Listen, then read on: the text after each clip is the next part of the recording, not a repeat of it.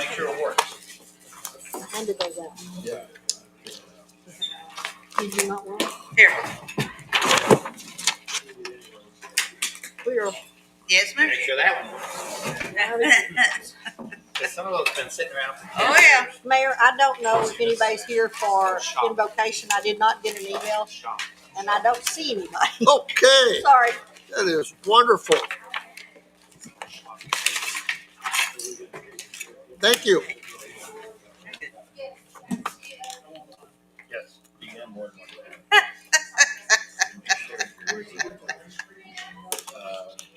Leroy's office. That's right,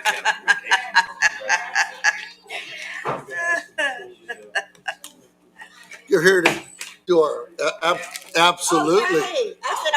I didn't get an email, so I wasn't sure. I just told him. You don't get me, normally get me. Okay. Okay. That's good enough.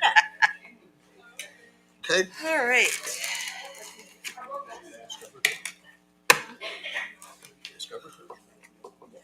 Matt.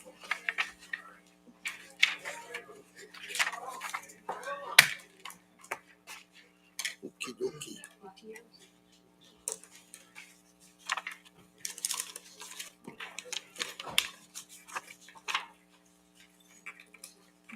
Hi. Let's see here.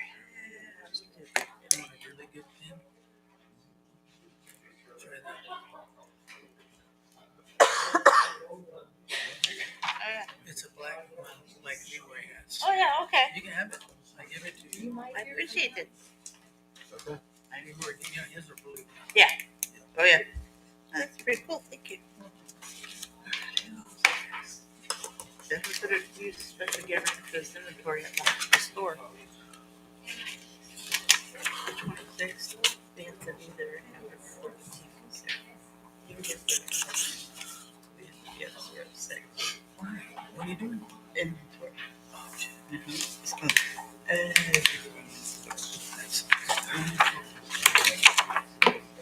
Like a little bit. However, come to us from looking at all the numbers.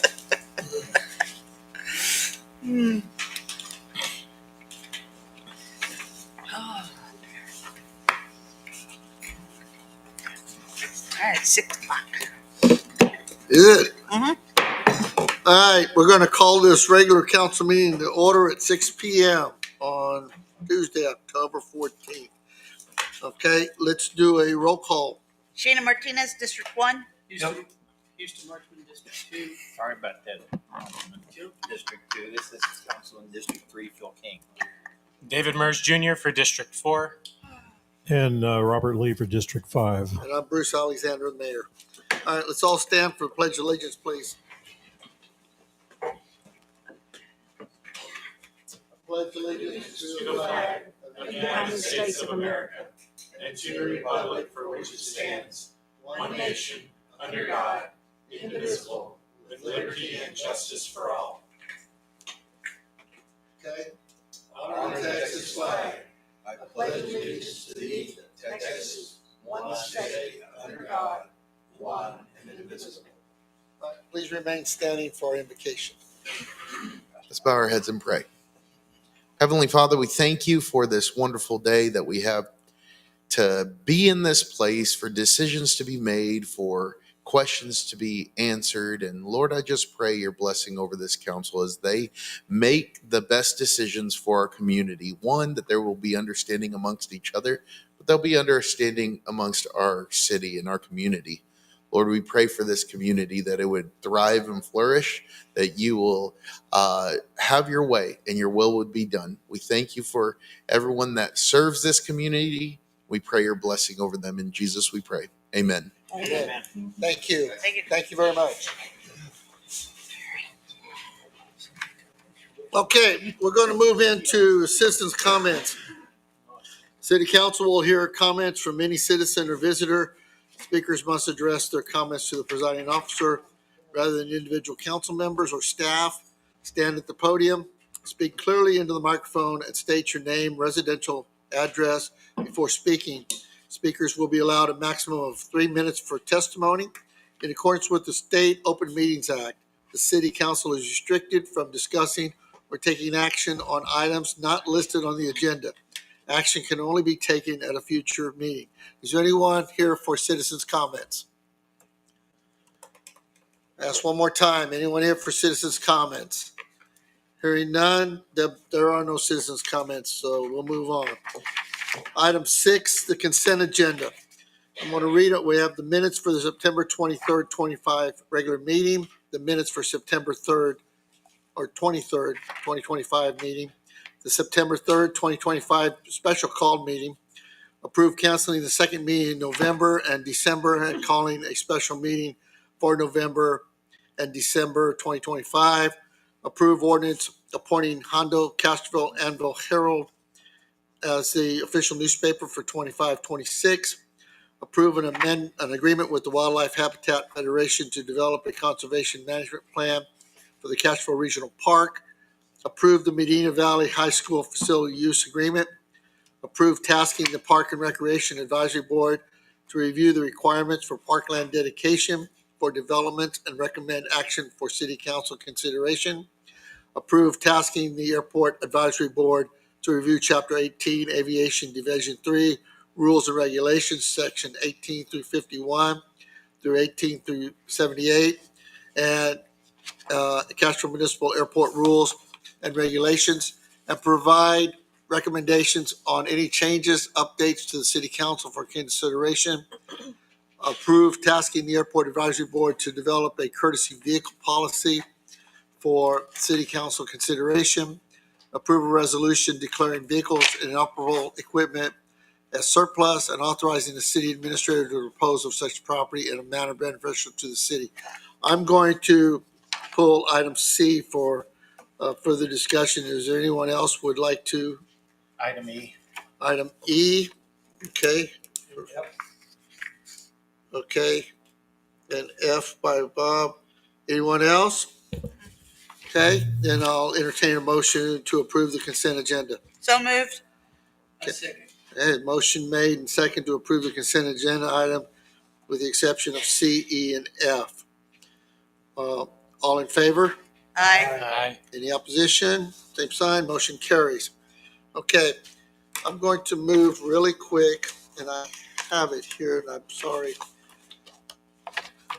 The canceling the special city council meetings for November 2025 and December 25, setting special city council meeting dates for November 19th and December 16th. Ordinance requires if we have only one meeting in a month, because it requires us to have two. So if we only have one meeting, we have to have council action. What I'm asking, and I know we had a communications issue between myself and Deborah, I'm asking that the special meetings in November, and I did it by way of email to everybody on September 30th.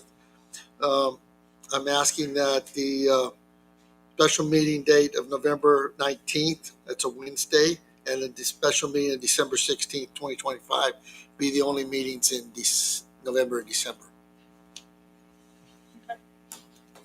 I thought, so you're saying instead of the 18th, I'm asking for the 19th and the 16th. the 18th and the 16th? The No, no. 19th and the 16th. Originally, when I put it out, and he and I first spoke, we spoke about the 18th because it is an HLC meeting. The 19th is going to be a Parks meeting, so we will have to change those meetings. When we spoke, and that's why I sent out originally the 18th. I did not realize he wanted it on the 19th, which is a Wednesday. And so when y'all saw it, you probably put it on your calendars possibly as the 18th. Well, yeah, that's correct, because I think here's a couple things. Is Deborah's correct. I said Wednesday the 18th, and wait a minute. So we backed off on that. And I said, well, the Wednesday was right, but the date was wrong. So when I sent the email, and here's a copy of the email, it was sent out to everybody on September 30th in the afternoon. I got confirmation back. We're all over the map because I got confirmation back from Scott and from Deborah that, yes, I needed to have those to the city council. But then we didn't have good communications when the agenda was posted.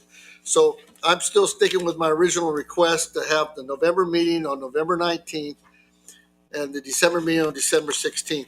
while I respect, and it's in my email also to you, while I respect the other board meetings may be there, city council schedules for their meetings, I'm sorry, trumps those. So my recommendation or my request is for the meeting in November to be Wednesday, November 19th and Tuesday, December 16th. I make a motion as you have just read.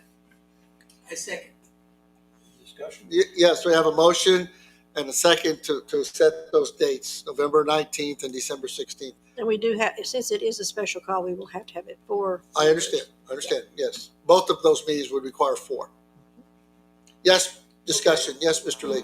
Whose meeting would have to be moved on the 19th? The Parks and Recreation. Okay, but they can go to another facility at the park. They could, Yes. Okay, but If that- HLC needs to be here. Well, I mean, they should not necessarily. They would just change it, their meeting date. I talked to But they- Brianna about it, which we can just switch. Well, if we have it on the 19th, it doesn't bother HLC one iota. no, Okay, but the park board traditionally met at the park, so they can still have their meeting, they just need to change the location. If you don't want it live streamed. for that correct. one meeting, yes. Will be- Well, we'll just check Okay. with the park board. They may want to change it a So, totally yeah, different I think day. the 19th 's fine. Any other discussion? You think there's gonna be special call meetings, executive session, and then later on, or it's hard to say at this time? It's hard to say on that at the time, but I know there'll be the special meetings at 6 PM. If something serious enough that comes up for the executive, it would push it to 5, but there would be Okay. nothing earlier than that. Sounds good. Okay, all in favor? Aye.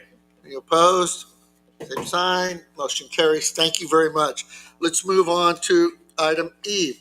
Approve an agreement with the Wildlife Habitat Federation to develop a conservation management plan for the Castroville Regional Park. Phil? Can you pull that up? I'm trying to get on my computer, but it's really too slow. It'd be item. I can pull it up on the main screen if you like. Well, the only question I have is this, is that based on the thing, and it may just be the way I read things, but according to the WHF/landowner cooperative agreement, it says that item,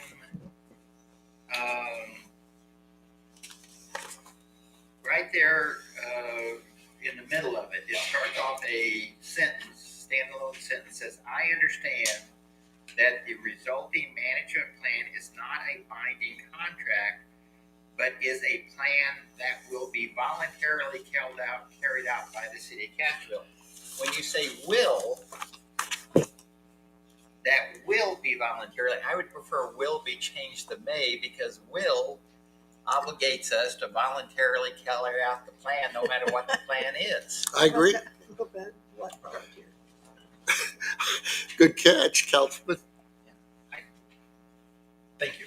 So I make a motion that we approve the agreement with the Wildlife Habitat Federation to develop a conservation management plan for the city of Castroville Regional Park With the change in verbiage that says, quote unquote, I understand that the resulting management plan is not a binding contract, comma, but is a plan that may be voluntarily carried out by the city of Castroville, close quotation.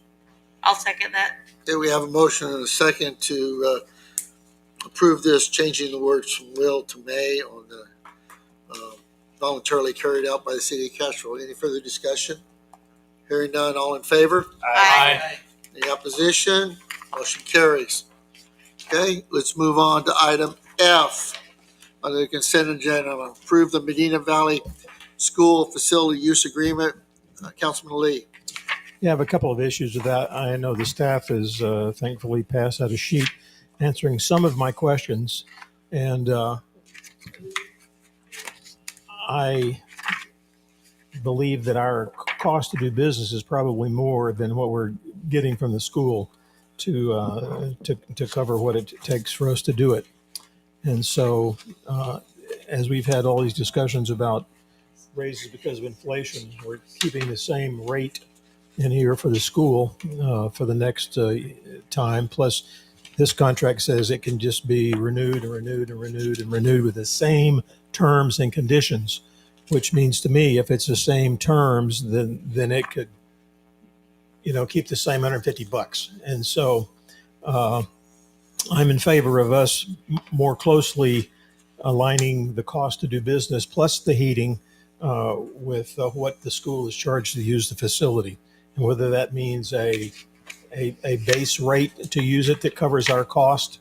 And if there's anything beyond that, as far as participation, additional funds, but at least you're taking in enough to actually cover your cost to operate that facility for them.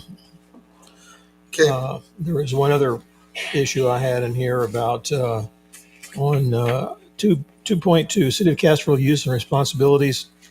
It basically says the school has the rights and exclusive use of the swim facility during their times unless the district consents in writing to another person. Let me change the page here. Or entities' use of the swim facility during the district's scheduled time. And I asked for an explanation of that, and it basically said it was for photographs, things like that. But it doesn't limit it to that. So I am extremely displeased with the contract we have with the Medina Valley Youth Baseball that gives them complete control of the facility to sublet it to anybody else they might want to. And I'm saying if anybody other than the school wants to use the facility for what this lease is for, then they've got to come to City Council and get approval. may I just offer something else as a suggestion? Of course, I'm you're one the of mayor. everybody else, and I probably should have pulled this off with my comment, but it's a contractual agreement between the city and the school district. Has our attorney looked it over? It hadn't been approved since it was originally approved. So it was reviewed by the firm, but we haven't. No, I haven't. Speaking to, essentially we're guaranteeing, and this is up to y'all, but we're guaranteeing these time periods. Sure. Monday through Friday, 6:30 to 8:30. And we're saying they have exclusive right to use the pool during those time periods. Sure. I understand that. And if Unless they somebody want else, somebody else to use it, they have the ability to let someone else use it. Well, okay, let's go back. That's the way I read it. I guess I read that as if the city wants someone else to use it, they can only do that with the school. Right. Permission. Yeah, it doesn't say they can let them do it. District shall have exclusive use of the swim facility unless the district consents in writing to another person or entity's use of the swim facility during the district's scheduled use. That's really about whether if we said, hey, we've got something else. It's not about opening it up for them to bring someone else to use the facility. Okay, so the city It's their reserves the right exclusive use. to use it for at the same time. What's that? Is that what you're saying? No, we This- don't. The city reserves the right to be able to use it at the same No, time? it's just the opposite. We're saying you have exclusive use. Okay, And the got it. only way the city could use it during that time period is if they Got it. provide us consent in writing to Okay. use it during that time period. well, so in that respect, I'm not trying to get in an argument with the agreement, but it's basically the same if somebody rented the facility for 2 hours. That's right. They have control over the facility for the 2 hours. That's right. But this is an ongoing thing. It's different because of that. That's correct. Okay. The other comment, if I may, just for clarity for council, I tried to do this, I believe, in the write-up you received, but I also understand Sure. you just now received this. But this is just context. So rewinding the clock and looking at how we got to where we are. Several years ago, when the city was considering heating the pool, at the time, we knew that that would come at a significant cost with really very little beneficiary users. And so staff was tasked with finding the users that would be able to use the pool, a heated pool. There were a couple of groups we reached out to. So one of them was the dive team at the time. The dive team made great use of the pool. We had a contract with them. And the other was the school district. The school district at the time was traveling to, I believe it was northeast. Alton. I don't know. But anyway, they're going to a different school Right. facility, No, no. indoor pool, much nicer than anything we could provide. But the issue was it took a lot of time. Load up the kids, get them on a bus, travel them all over there. And of course, now with traffic, even worse. And so we became an attractive option if the price was right. Sure. And so we negotiated the pricing based in part on two things. One, just trying to get somebody to use our pool to offset what we knew would be the cost of heating. And then also to try and get the price right so that we can make it attractive to them to not go use that other facility. And we were successful in an attempt. I mean, they've been with us for several years now. But I say that because, to Councilman Lee's comment about doing full cost recovery, I don't know what full cost recovery looks like. We're charging $150 per kid, that's a pretty reasonable fee. That's pretty comparable to what they'd be paying somewhere else.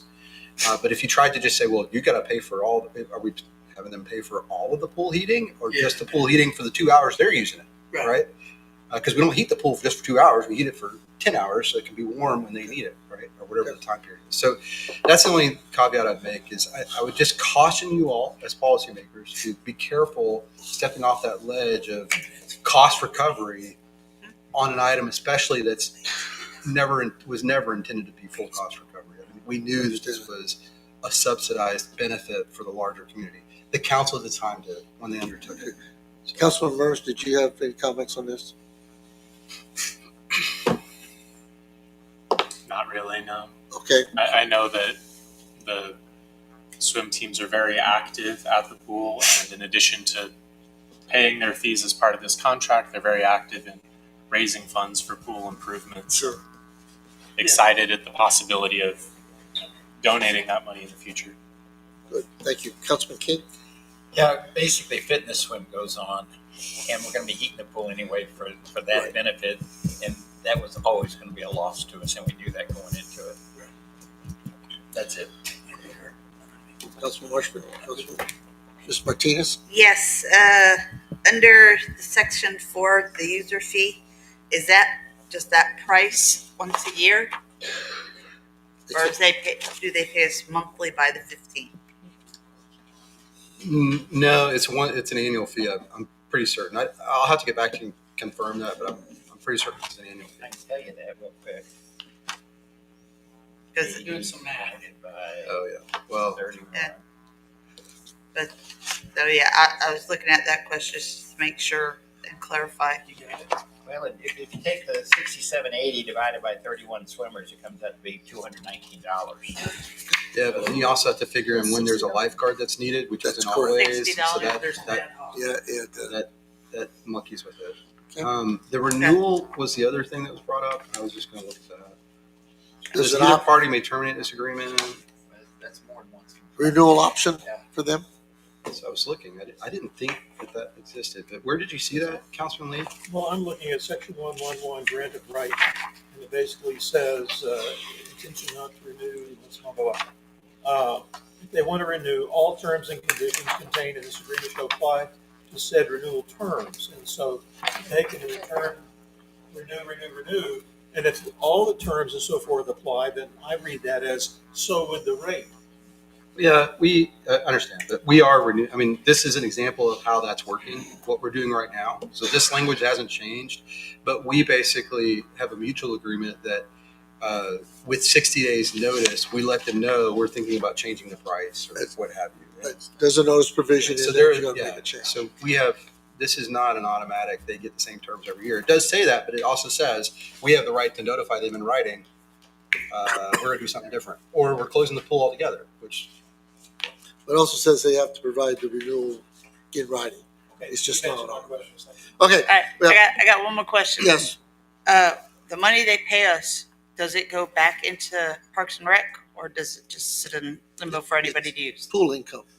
That's a great question, but generally speaking, I would love for it to go right to Parks and Rec, but that's not the way those funds work. So any revenues that are received by Parks, unless they have been specifically earmarked by the city to be put into a special fund, they go into the general fund. Okay. So any revenues, whether it's renting of the pavilions or swim or what have you, which is why, paying attention when we went through the budget process, looking at the parks revenues and looking at their RV park, the RV park goes into the general fund. They're all general funds. Okay, I was just making sure. Okay, we have a motion to, I don't know, do we? Accept it as is. Okay, we have a motion to accept as is. So we have a second. Any further discussion? All in favor? Aye. Any opposition? No. Motion carries. Thank you very much. Okay, what did I do with my agenda? I guess it's my turn. I'm done. Okay, well, get to read another story. Okay? Tonight I'm going to talk about utility rates, comprehensive fee schedule, and open government. So bear with me. I love that story. You like that story? All right, here we go. Here we go. Concerning utility rates, in the new budget approved by City Council effective 10/1/25, utility rates for electric and sewer remained unchanged. This is more for people that are asking questions about these things. Depending on the amount of water used, customers received either a reduction in their water rates or an increase to cover the cost of increased regulatory fees and provide funds to acquire additional water rights as needed to support the needs of the city and comply with critical period pumping reductions imposed on the city by the Edwards Aquifer Authority. The water acquisition fee portion of the utility bill has been increased from 25 cents to 50 cents per 1,000 gallons. That's the first increase in 30 years. The EAA portion of the utility bill has been reduced from a fixed cost of $5.17 per account to 50 cents per 1,000 gallons. This result is a slight reduction in the water portion of the utility bill for an average account using 7,000 gallons of water each month. The service availability charge for gas remained unchanged, but the per unit cost of gas was increased to generate the amount of revenue required to maintain gas system operations. Several months ago, City Council took action to change the way sewer charges are calculated for residential accounts. This action was done to stop the practice of taking advantage of accounts that use water in the winter for landscaping and or experience a large water leak. Please contact the city if you have been subject to high sewer charges because of one of these items this past winter when the current sewer charges were calculated. Concerning the comprehensive fee schedule, every year the City Council reviews the comprehensive fee schedule that lists user fees of revenue for sources of revenue for the city as part of the budget process. The increases in many of the fees assessed by the city were done by City Council to better cover the cost of providing these services, with consideration that many customer services provided by the city are already included in other areas of the budget. In adopting the fee increases, City Council and staff looked at the cost of providing the services, the benefits to our customers, and how we cover the cost of various contracted services provided to the city. For example, the cost to install new utility services are designed to cover the actual cost of installing this service. The city, like every utility, has experienced significant increases in the cost of materials and labor that's passed on to the individual requesting the new services. The alternative is for everyone else to absorb these costs in increased utility rates. Other services such as building permits, plan reviews, professional services, and inspections all come with an increased cost that should not be absorbed by the taxpayers of the city. Please contact the city administrator and or your city council member if you have any questions concerning the fees assessed by the city in the comprehensive fee schedule.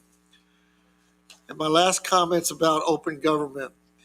Well, I believe we have come a long way to improve the open communications between the public, the members of your city council, and city staff.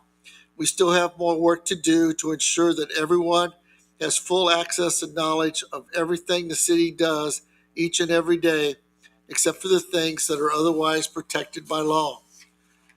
I want to thank those folks that tune into our online meetings and hopefully get a better understanding of the work being done by your city council and many of the advisory boards and commissions established by ordinance to provide advice to city council on a variety of issues. Thank you to all the boards and commissions that now have their meetings in this room so that their meeting can be live streamed and preserved by the city.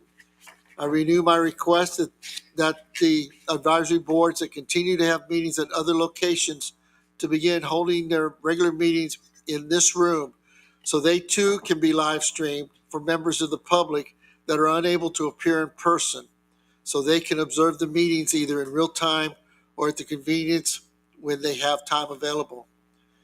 Please continue to reach out to me, the city administrator, and/or your city council member if you have any questions or comments or issues of concern with anything the city is doing for you, the citizens of Castroville. Thank you. Okay. I'm not going to ask you to read it again, though. Okay. Well, good. We're going to move on to item 8, discussion and action items. We're going to call first off item A, discussion and take appropriate action on assessment of user fees for payment transactions at the payment kiosk located at the Castroville Library. Scott, did you want to take on this? Or I certainly can. This has been talked about before. It's on the agenda because we saw the consensus from council to revisit this decision that was made years ago. When we first installed the kiosks, it was meant to be just kind of go back and revisiting the rationale. The kiosk, the idea is as the city grows, as we add more utility payers specifically, we want to give them places other than coming directly to City Hall to pay their utility bill. And so we looked at the kiosk as an option. The other thing that we were facing at the time was we had, I don't remember how many occurrences of this, but a number of occurrences of people saying they dropped off their payment at the post office, old post office box that was outside, and it was insecure. We knew for a fact that someone was managing to break into it, which is not that was not good. And then we had a similar issue with people sticking it in the door. So we went away from those. We understood that was a convenience issue for a lot of people. And we went away from doing those two things and replaced those two options basically with a kiosk where you could essentially do the same thing, drive up, drop your payment off, but do it in a way that was a little bit more secure in delivering those funds. At the time, we wanted to encourage and incentivize people to utilize that service. And so we waived the credit card fee, but that has been in place for a number of years. And I think the council said, hey, we'd like to revisit that and see if shouldn't we be charging that fee. So this is what this item's about. It's a opportunity for council to kind of discuss and discuss, as they say, whether or not we should reinstitute that credit card fee or institute a credit card fee to try and collect what the city's actually being charged to process those payments. I'm going to make a comment first before you go, and I appreciate that, Scott. Y'all see there's also an agenda report that I wrote. This is the contract for the kiosk. And the way, and I'm just reading it. The initial term was 1 year, and after that, it's basically month to month because it's a 30-day notice if you want to keep it or not. But it's very clear in here. It was started on April 1st, 2022, and it's very clear that there's a $3 per $100 credit card transaction fee. I can tell you several people I know, they go to the kiosk because online there's a fee. In here in person, there's a fee. But at the kiosk, there's no fee. And I used an example, a $350 utility bill is a $12 credit card fee that the city is eating on one account, one transaction. Okay, so I would hope that the city council would agree to assess at least as a minimum the same user fees on these type payments that are assessed in other areas of the city. Mr. Lee? Yes, sir. I think you captured it right there. And when I looked at the other costs in here that we get from doing it here at City Hall or online, if we're actually capturing the fees that we have to pay to do them here. Anyway, I had intended my wording didn't come across, I guess. I was trying to understand how much it costs us to maintain that machine there in addition to what we end up eating as far as transaction costs. What is the annual cost to have the kiosk? Yeah, so I thought that's what you responded with. But let me double check. Scott, I have the contract here and I don't see where there's an I just want you to read it off the annual page. service fee. Well, the annual fee It is used to be about- $31,990, and supplies are $224. Okay, So So there is an annual fee to having a kiosk. Okay, I'm sorry, I I didn't, think it's at the end of that contract. Possibly, I don't have the contract in front of me, no, but In the response earlier, it says annual fees. Oh, sorry, 31,000 since inception. okay. yeah, well, Yeah, well, you don't know. the annual fees are 31,000. I know because one of the pitches that this company makes, and if you wanted them to come out and talk to you about why so many cities use it, they'll be at TML, by the way, Mayor. They're Yes, at sir. the TML meeting. Yes, But is that their kiosk, which costs a little less than $40,000 a year, is less than it would cost to hire basically any employee. And that's the whole idea: is you have an employee that's working for you 24 hours a day, 7 days a week, and process payments, it can whatever. And they have a 24-hour call number associated with that. If you have a problem with the kiosk, you're supposed to be able to call that number. So that's kind of their pitch. So yeah, I know for a fact it's about a $30,000 a year that we pay in annual fees to them, plus a very small amount in supplies. When this first came to council, and I came and made some comments, and seen some comments, I recall the price of the machine and what it was going to cost us to install it. And we thought, but at that time, the fee that we paid to them was $5,000 to $7,000. It wasn't anything like 31. I think you might be misremembering, but I'd have to go back and look I've at done those that minutes. before. Yeah. Because I would have really raised a stink at $31,000. But so if you take the amount of money we end up eating in fees plus the annual fee to maintain the machine, you could just almost buy an employee. You could almost hire another employee. I'm not arguing get rid of the machine. I'm just saying we need to fully recover the cost. We had this discussion about electric bill, after hour reconnects, and what it costs service people to come out, and all that other kind of stuff. This is something that is not a benefit to the citizen that we're going to eat like a park cost or I'm gonna library. pause We need to you. recover Okay, every nickel of this. I'm going to pause you there. Go ahead. If you look at it from the perspective of budgeting, your kiosk is paid for by the utility department. I have to double check and make sure there's no contribution by municipal court. There might be some small contribution by municipal court because it also processes their payments. So the point is that expense is recognized in the utility fund budget, and it's part of one of many expenses that make up your utility rates. So in that sense, your utility rates are based on your total expenses, right? Divided by the number of accounts, divided by whatever. That's how you get to a rate. So you are fully recovering the cost in that sense. I think what the council discussed is really what we were kind of focusing in on is, look, there's this aspect of the credit card fee itself that we've just been eating, and that's kind of non-standard practice, which I agree. I mean, we did it on purpose way back when we started this, and I think this is the right time for council to look at it and say, is this something we're going to continue doing or not? If you stop doing it, will people stop using the service? Very possibly. How many? I have no idea. But they'll still pay their utility bill. Right, one way or another. Right, they'll either pay it online So why don't or we set just up bank limit this draft. to the credit card fee and not anything else? Yeah. The discussion. Good question. sir. You can also, if I remember right, we can put checks in that machine. Yes. Yes, Did they charge us No. so the check acceptance fee, there's no charge to it. There's only the typical 3.5% charge if you use. I credit can't card. swear to that. I'd have to go back and look at the contract. I'm and see if it says holding anything the about check agreement right processing. here, and it's utilities. Okay, $3 per $100 per credit card transaction, Okay. and it says payable by consumer to those other folks. And for municipal court, because people can pay court fines through there, it's $3 per $100 per credit card transaction. All credit cards.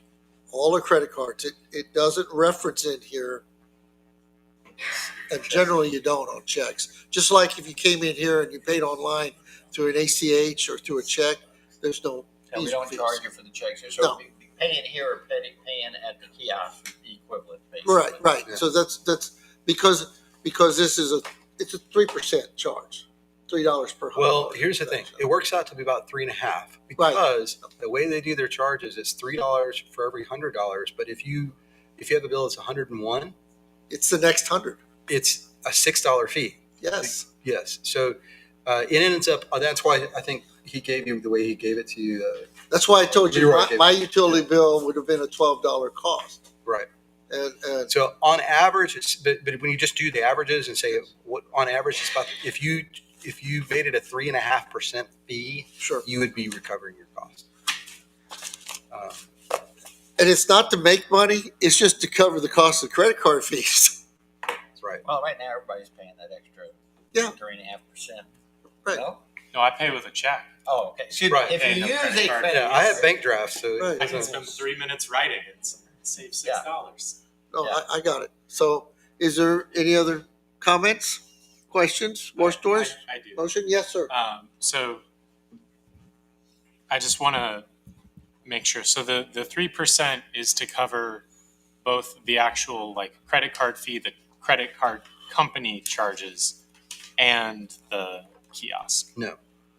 So if you charge 3.5%, if your aim is to recover all the credit card charges, you would be recovering the full cost of the credit card charges. So 3.5%. If you want to try and recover the cost of the machine, I'll have to look. Maybe Bob's right. Maybe it was less than $10,000 a year. I honestly I don't remember. But that cost is already. What I was telling you is that cost is already accounted for in your budget. You've already budgeted for that in your utility. And then, so customers who pay online are it says charge 2.5% of the payment amount plus a 125. Okay, so sorry, I saw 125 and I was reading it as 1.25%. And so, generally speaking, anywhere else they go, they're paying 2.5%. It's 2.5. They're paying the bills for us. It's 2.5 online. It's 2.5 here because it's on the front window. But by contract, it's $3 per 100 in the kiosk. And Scott, I may be mistaken. I don't see where we have an actual fee. I think it's just based on the transaction fees. But you That's may right. have it. No, you'd have to establish a fee. Yeah. Yeah, that's what I'm saying. So that's what this item would do. If Right. you all made them, if your council made the motion, they could say we want to establish a 3.5% fee for processing credit cards at the kiosk, Well- and then we would work with AdComp to institute that fee. Now that fee wouldn't just get done tonight because, as Deborah can tell you, any fees that we assess, we have to go through a public Right. hearing or public notice. I don't know if you have to have a public hearing, but public notice and actual other Well, stuff. my question to you is on the contract Mhm. for the kiosk. It's a programming issue because it says $3 per assessed to the customer, payable by the customer to them. So We're the customer in the contract. Okay. So okay. what happens is I just want to make sure. yeah, so they reconcile on a monthly basis and charge us what it. Okay. what Okay. it- Okay. So we pay that separately, but if we charge the 3.5%, this would not change the contract. This Okay. would just be us working with our customers, and we charge the 3.5%, which we could easily institute.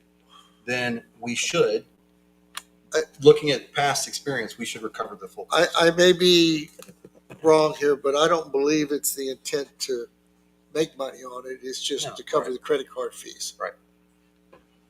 Question. Sir, Okay, so right now, and it's 2.5% out here for credit. I thought it was 3.5. it's on her window, 2.5%. 2.5. I believe it is. I thought it was 3.5. Okay, it I might had to be. pay it the other day. Okay, you Yeah. might, because I come in here with a check. But I guess my way of thinking is you charge the same amount. Well, that's again, we aren't trying to make Well, money no, on no, anybody. We because just, that's the offset of a fee, which we know. But then, and if David wanted to go to the kiosk and put his check in there, it wouldn't cost anything. That's It'd correct. be the same as coming here. So I guess if we had the same policy for accepting, only it's payment. not, because I pay a lot more to have someone sit there and accept your check. To us, if you're looking at one side of the equation from the no, I customer. know what you're saying, but I guess that offsets, whatever, it offsets having that kiosk there to keep someone from coming in here. But yes, if David wanted to go pay his check at 10 o'clock at night and use his check to pay his utility bill, he could do it at the kiosk. He could come in here. Which people do. We process quite a few checks. Right.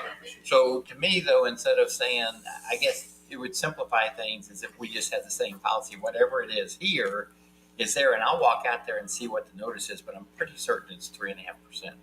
Okay, well, the kiosk contract says $3 per $100 credit card. Yeah, that won't change. That will not change. So that's what you're trying to make up. Yes. Okay. Are we recovering our No, costs you don't need a form for this. online and at the front window with credit cards? We're not, We do full Gotta be cost careful. recovery at the window. So 2.5, that's what it is. Yeah, Full that, cost we just recovery. don't charge them for the body the worn body that takes that payment. But that's per transaction. If you have to do 2 different cards, it's 2.5 on each one. I just want to make sure we're not losing money on credit card fees. Who's right, King? He's right, I'm wrong. Okay. 2.5%. but that's through our arrangement to take credit cards. This kiosk is through the arrangement with the kiosk. Yeah. That's where you get the differences. Yeah, exactly. It's just a different processing fee. Right. And they're charging us $3 per 100, and it works out to, on average, about 3.5%. Right. So if we were to charge 3.5%, if that was your goal, that's what you would charge. I understand what Councilman King is saying. It just makes it the same everywhere, but it's a different, here it's 2.5. You could make it 2.5 there, but you'd be losing 1%. You could raise your All rate right. here if you wanted to. You'd be making an extra percent. I'm not, that's a council's action, but I'm not here to try to make money off a credit card user fee. It's just a straight pass through, in my opinion. However, I would look for a motion. I make a motion that we increase the credit card fees at the kiosk to 3.5%. I'll second. Okay, we have a motion and second to assess 3.5% credit card fees on the kiosk. Okay, Ordinance will have to come back to that. of course, it will have Yeah, to you're come not- back for an actual ordinance. So this is council's intent, and then we will come back with the agenda, with the actual ordinance. All in favor? Well, wait, Or any further discussion? one discussion, and for people that are concerned that we're gonna start charging them, and they said, man, I can't, all they have to do is go to the kiosk and pay with a check. and That- it doesn't cost them That's correct. There's no cost, nothing to use a check. Just run it through it. Okay? All in favor? Aye. Any opposed? Same sign. Motion carries. Bring it back for amendment to our fee schedule, please. Okay? Let's move on to item B. Consider and take appropriate action on applications submitted for open positions on city boards and commissions. Deborah, I understand you have a library. Well, I do, but I don't have that person here. I did reach out to them last week when I put this on to make sure that they could come. I did not have a response yet. So So you're, I suggest just skipping and then I'll try again and see, because this was dropped off and, Okay. and left here. I didn't get to meet them. okay? So you might want to wait. Without objection, we'll just, sir. I just had a question. Has she come to any of the board meetings that Not that our I've liaison seen. might have seen her? Okay.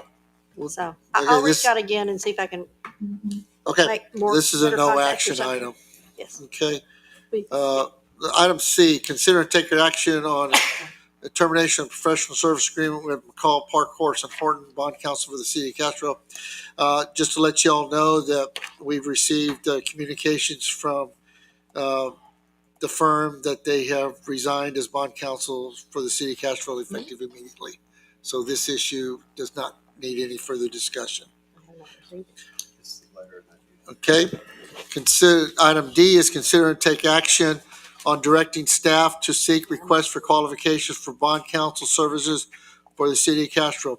Under the Professional Procurement Act, first we send out RFQs, we get those back, qualifications, we choose who we believe is the most qualified candidate, then we negotiate a rate. So I would ask for a motion to direct staff to seek requests for qualifications. So moved.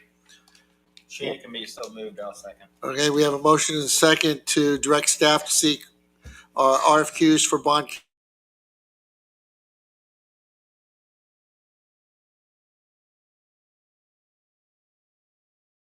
Consider item E, consider and take action.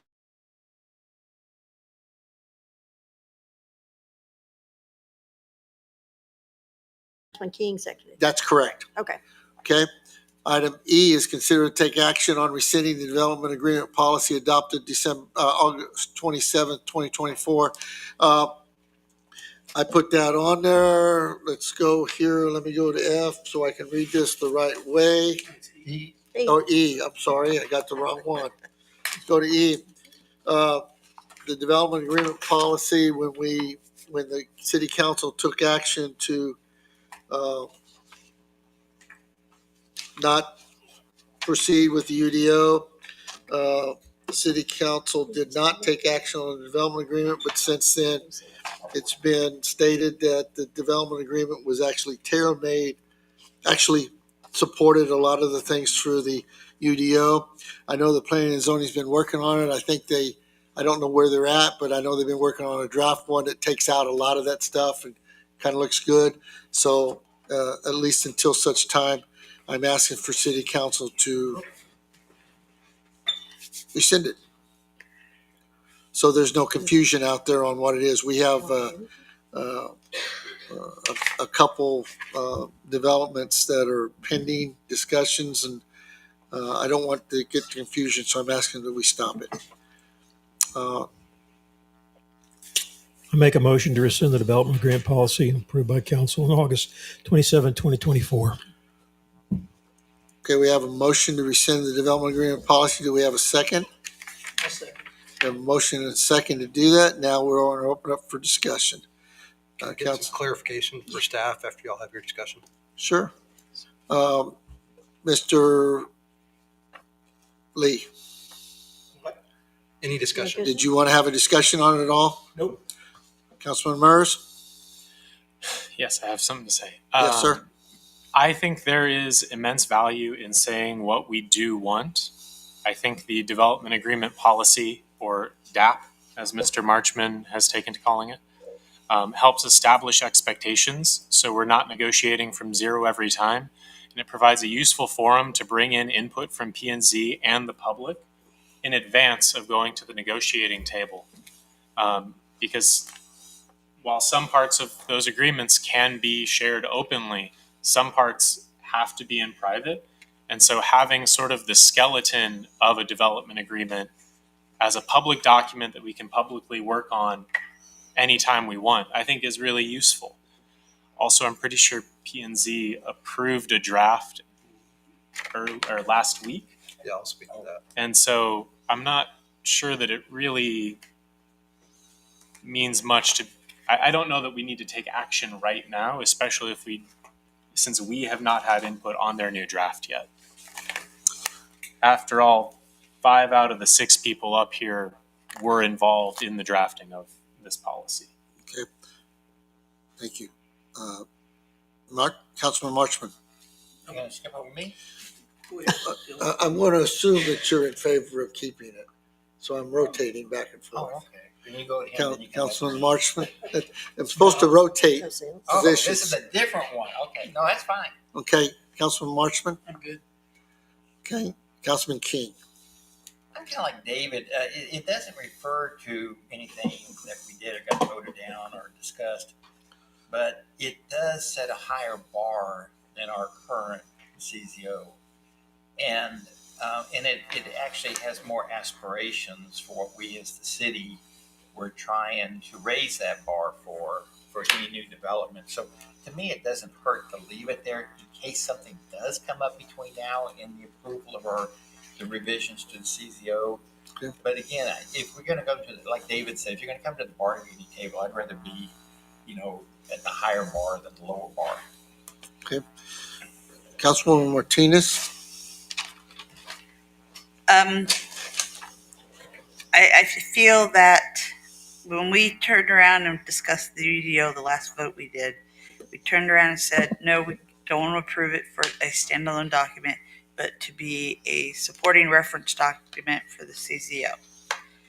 So I feel that we need to have it, and the subdivision ordinance, we need to have the agreement reflect those, if the name of the ordinance is in the agreement, instead of the UDO.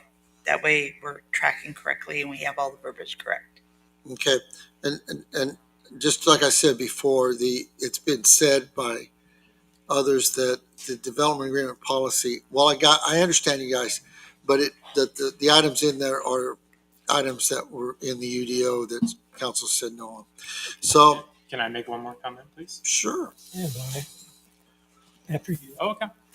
I was just going to offer that while there are some items in there that I know you feel contradict or disagree with the CZO, there's also a number of things in there that the CZO and subdivision ordinance just fail to touch on. I believe it talks about not just, your block breaks, but how the streets should be laid out. And that's something that the CZO and subdivision ordinance fail to address. It talks about how your different zones should be arranged in a development. And that is something that our existing ordinances fail to address. And while I don't necessarily agree with the taste of all of the material and shape requirements in there, those were things that a majority of, admittedly, a past council and a past planning and zoning commission did feel strongly about.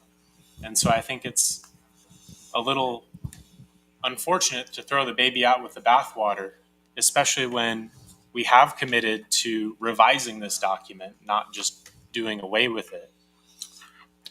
Councilman Lee?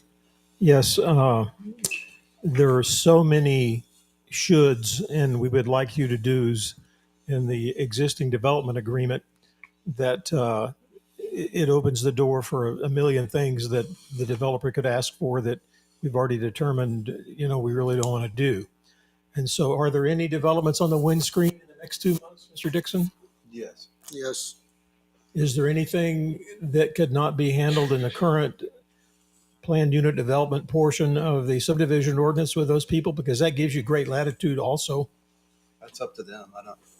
It's up to them what they pursue. Honestly, the one that's being pursued right now is a commercial, largely commercial. So I don't think it'd be impacted by this necessarily. There's certainly aspects to it that have to do with the landscaping and that kind of stuff. But if I may, Sure. The clarity I was looking for, Mayor, was, so as someone mentioned, the PNC actually has already reviewed your DA policy. So where staff was with this, for your information, whether you rescind it or not, doesn't matter to me. I just want to see clarity.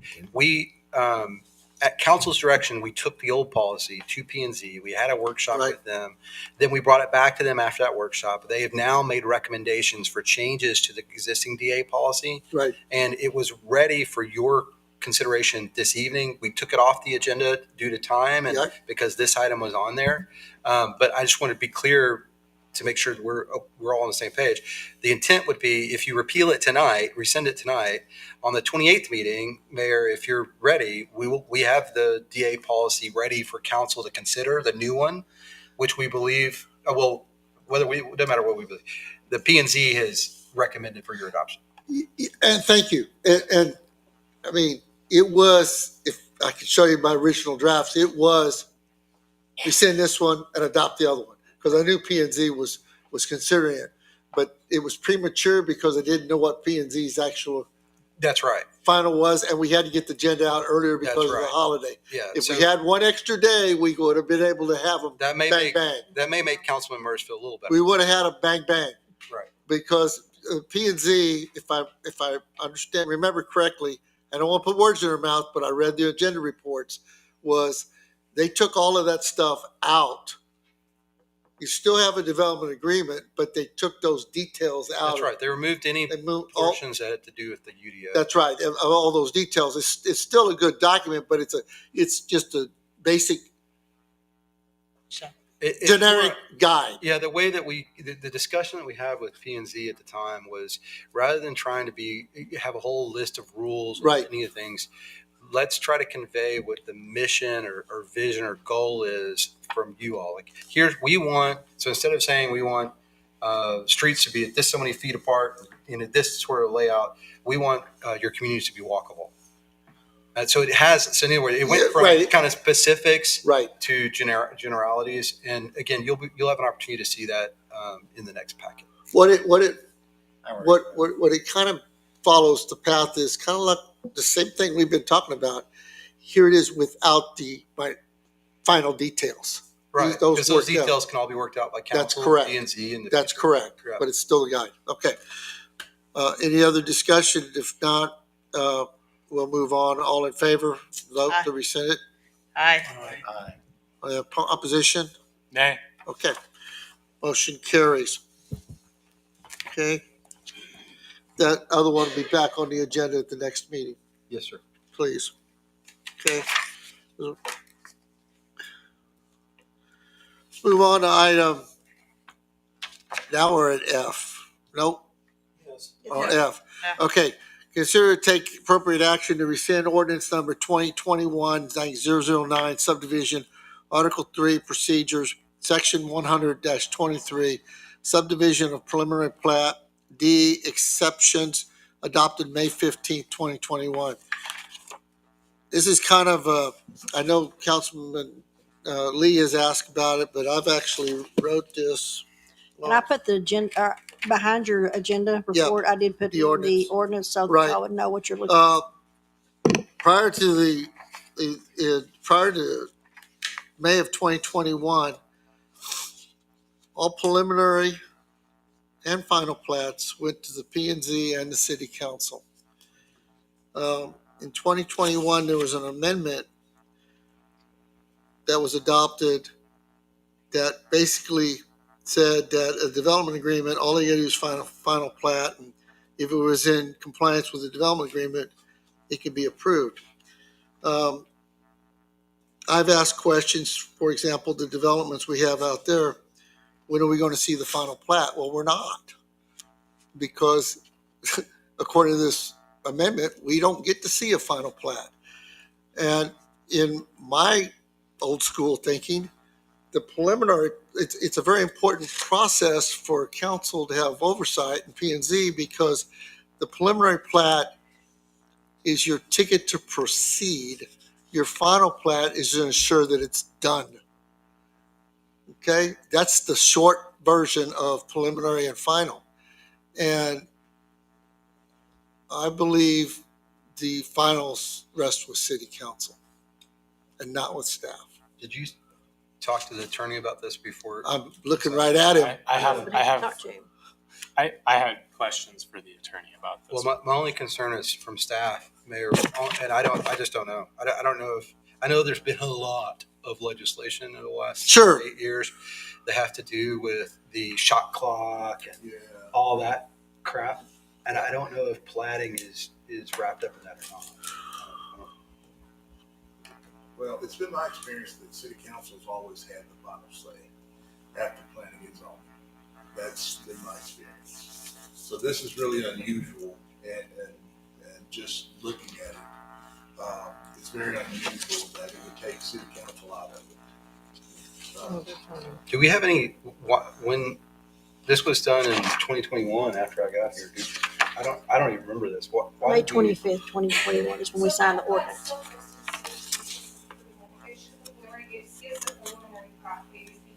At that time, as long as it was in accordance with the development agreement and your subdivision ordinance, then it's not like you can actually say no to it, because it's by state law, you have to approve it. So just taking a step out, because it's just kind of a moving step, you can't really say no to it at that point. Do you remember was that recommended to us by a consultant or somebody else, or did you just see that?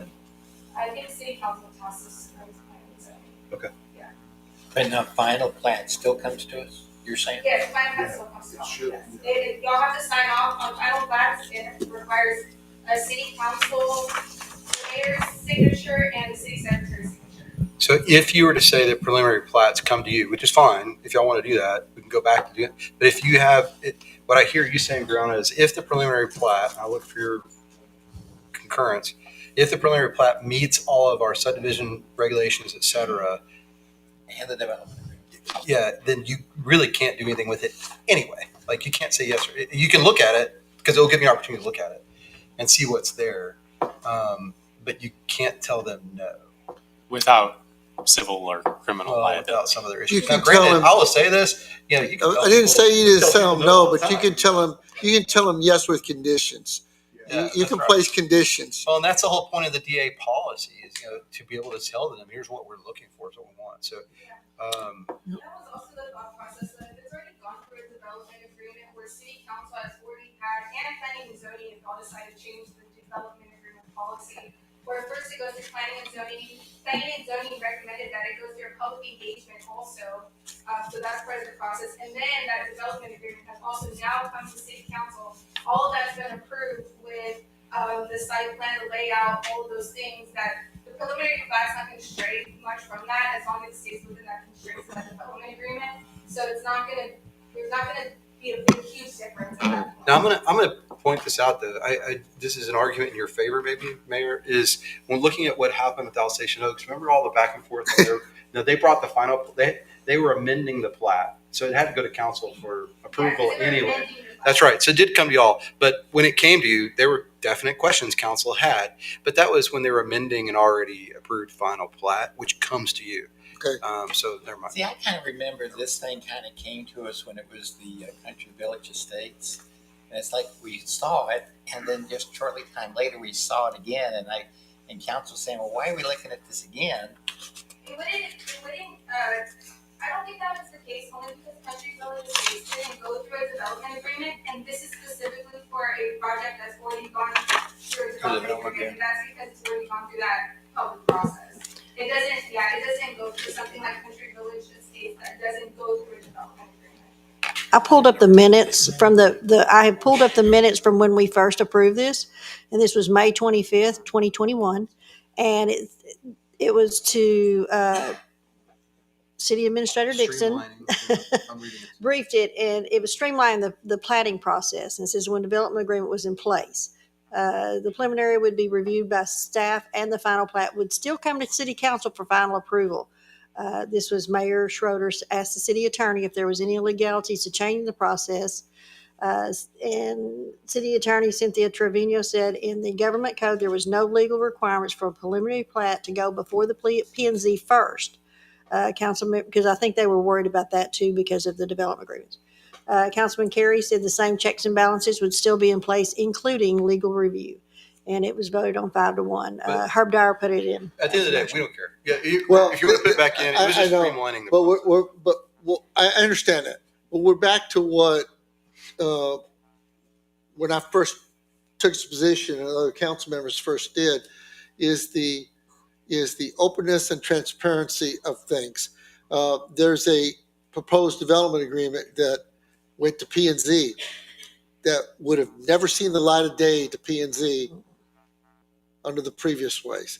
And because it would have been a negotiated development agreement behind the door with city council, and then no preliminary plats, no final plats, no preliminary plats.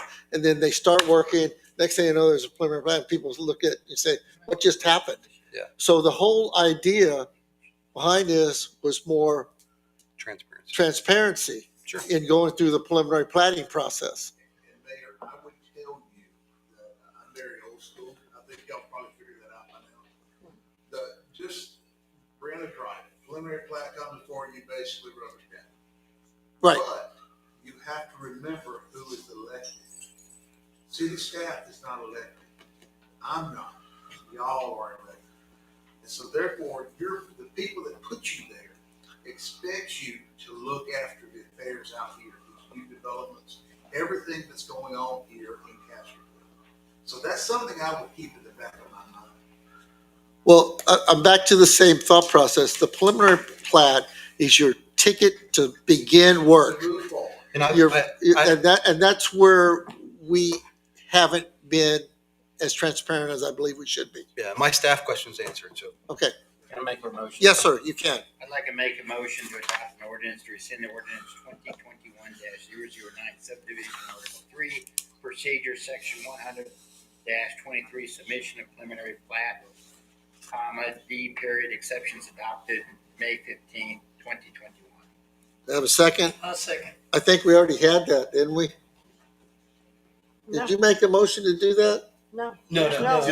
Oh, okay, we have a motion, and we have a motion by Councilman King and a second by Councilman Marchman to rescind the ordinance 2021-009 subdivision procedures, submission of preliminary plat. All in favor? Aye. Oh, you want, okay, Mr. Lee and I have been waiting. excuse me. Okay, go ahead, sir. I'll have to get a bell, I suppose. My Yes, apologies, gentlemen. I'm in favor of rescinding it for the transparency. And poor Kyle, she suffered through 4 years together with me on P&Z, and we got the preliminary plat. The engineers had looked at it. They come up with some issues. We found some more questions, and they had to go back and fix them. Generally, they were fixed by the final plat, but not always. And I do recall getting an alarm bell message from Ms. Soto 6, 8 months ago, and it was about review of a final plat. And someone else had asked a question. I was infoed on the email, I believe, but it basically said, council will see the final plat after the project is completed. And I'm going, wait a minute, how can that be? Because what I've heard here tonight is, no, that's not the case. But that email said that you will not see the final plat until the project's completed. And I'm going, that doesn't sound right. And I think I asked you the question, I said, is this true? And maybe I got the development agreement answer, but I think having the group look at how do you get the knowledge in the planning and zoning group about plats and what needs to be there if they don't review them. Okay, because at that point you're counting on somebody else to have the knowledge. And so P&Z needs to understand all this stuff with streets and drains and parks and the whole 9 yards, and having them see the material and review it with the assistance of input from the review engineers, I think is very important. Would you like for me to come to a planning and zoning presentation? I just did one for my other city, one of my other cities last week for PNC. I'm not authorized to spend money. I'll have to ask the rest. Let's, If y'all would like me to come do it, just let me know. I'll talk to Scott about that. That might not be a bad thing. It's something I did last Okay. week. So. Mr. Councilman Murs.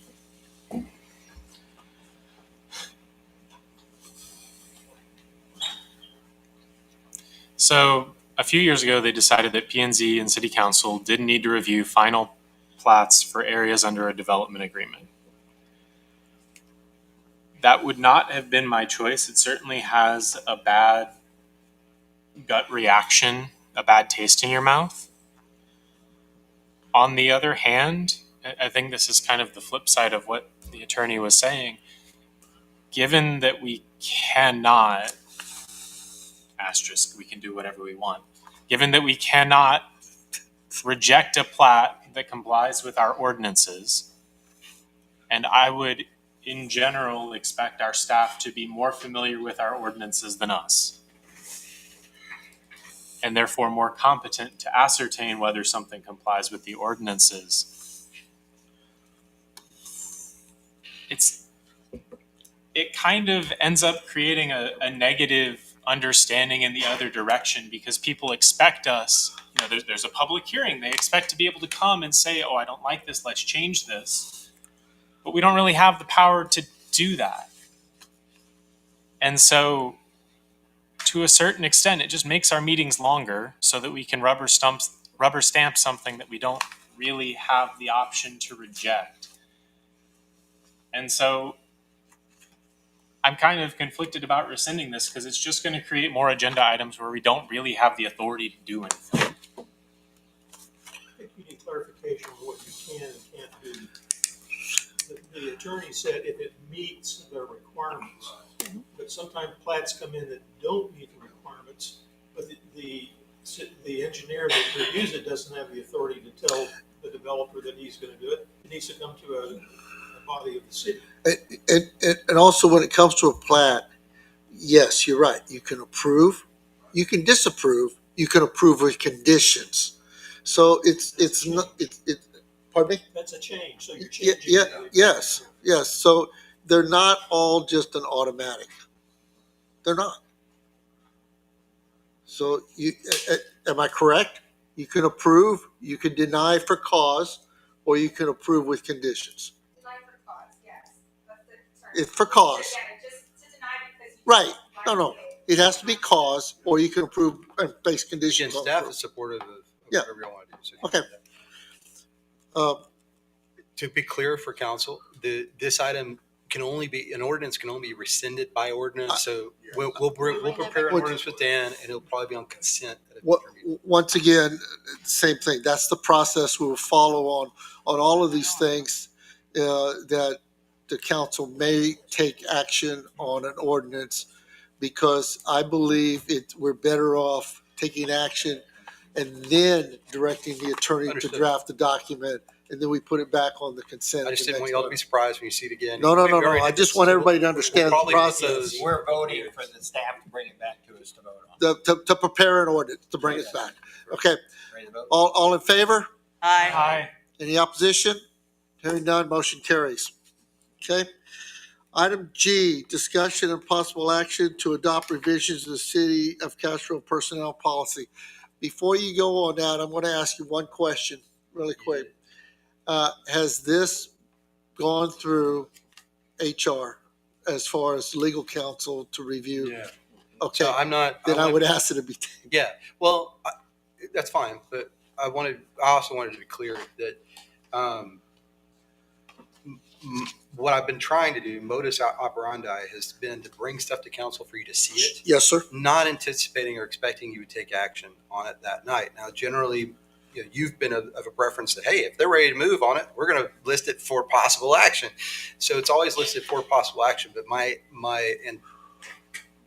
what I would anticipate with this item is that you cuss and discuss it, and we make changes or have the attorney review it if that's what you want to have done. What I would ask, and Dan, I'm going to ask you, your firm have an HR attorney? Oh, we do. Of course you do. Of course you do. I would encourage this go to the HR attorney for review before it comes back to us. Basically to say there what it is. That's the process we've generally followed on. Disagree. Well, because the HR attorney can flush out anything that may or may not be legal. Not that you I know. can't. On what basis do you disagree But- with that? You got to have HR look at this.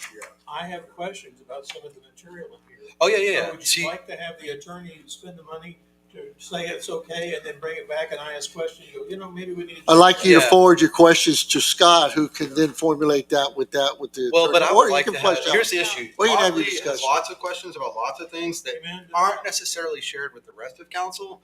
So I don't want to waste my time on a bunch of stuff that you all don't agree with. Sorry. We'll spend all of our time. Yes. I'd rather you say yes or no to Bob.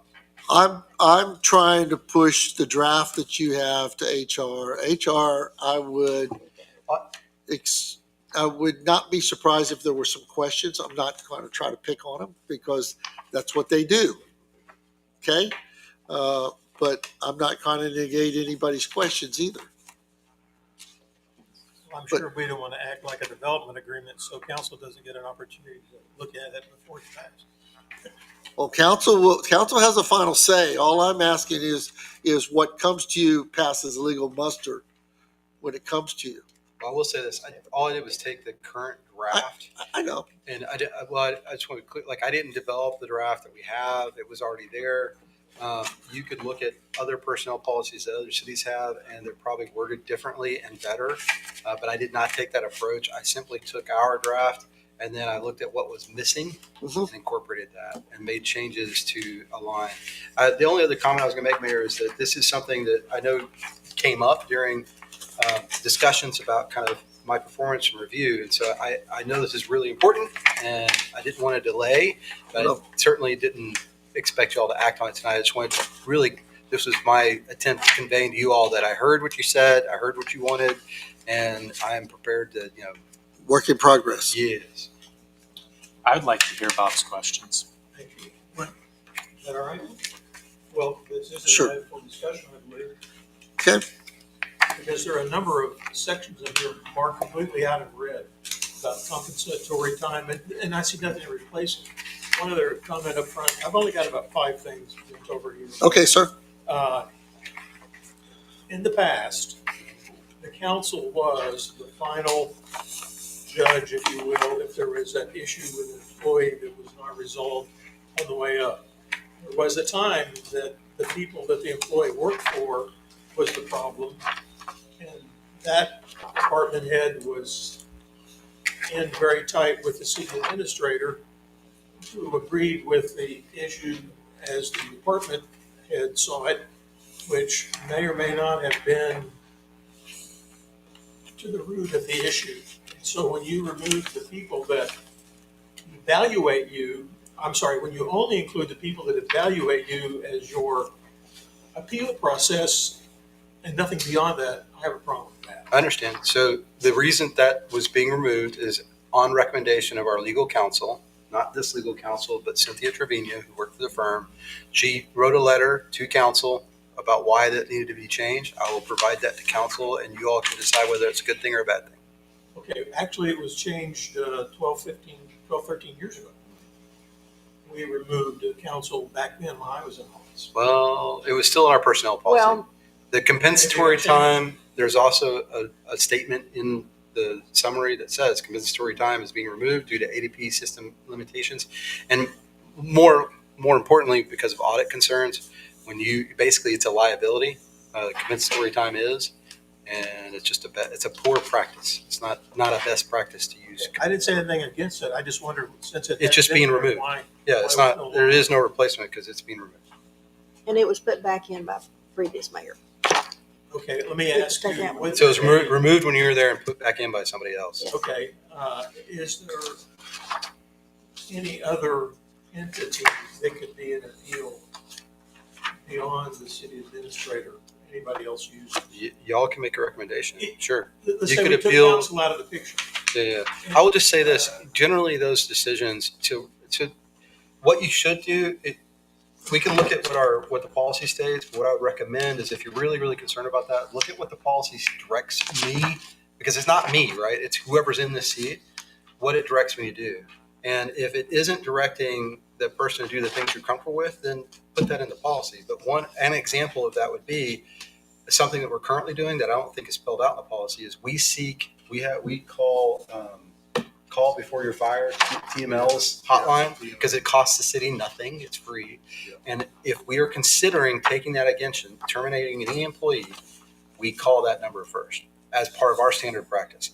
But that isn't laid out in the policy. But that's just an example of something you could require and put in your policy and say this will be it'll be policy of the city that this is utilized or something along those lines. That would just be my generic recommendation to you. No, I got it. I have one more, and the others I'll.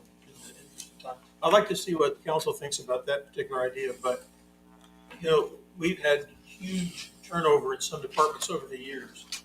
On occasion, that pointed back to supervisory or department head or section manager was driving people away.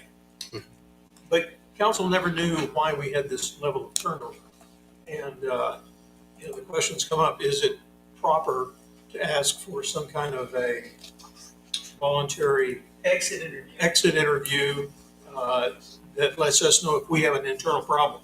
So we do exit interviews on But we employees. never know about it. We No. know people left. Yeah, because generally you're not, again, policy makers, that sort of stuff.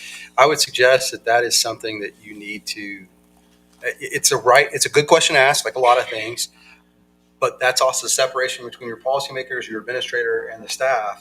And if that's going on, what you should be doing is looking at the administrator and saying, why is this happening? What are you doing?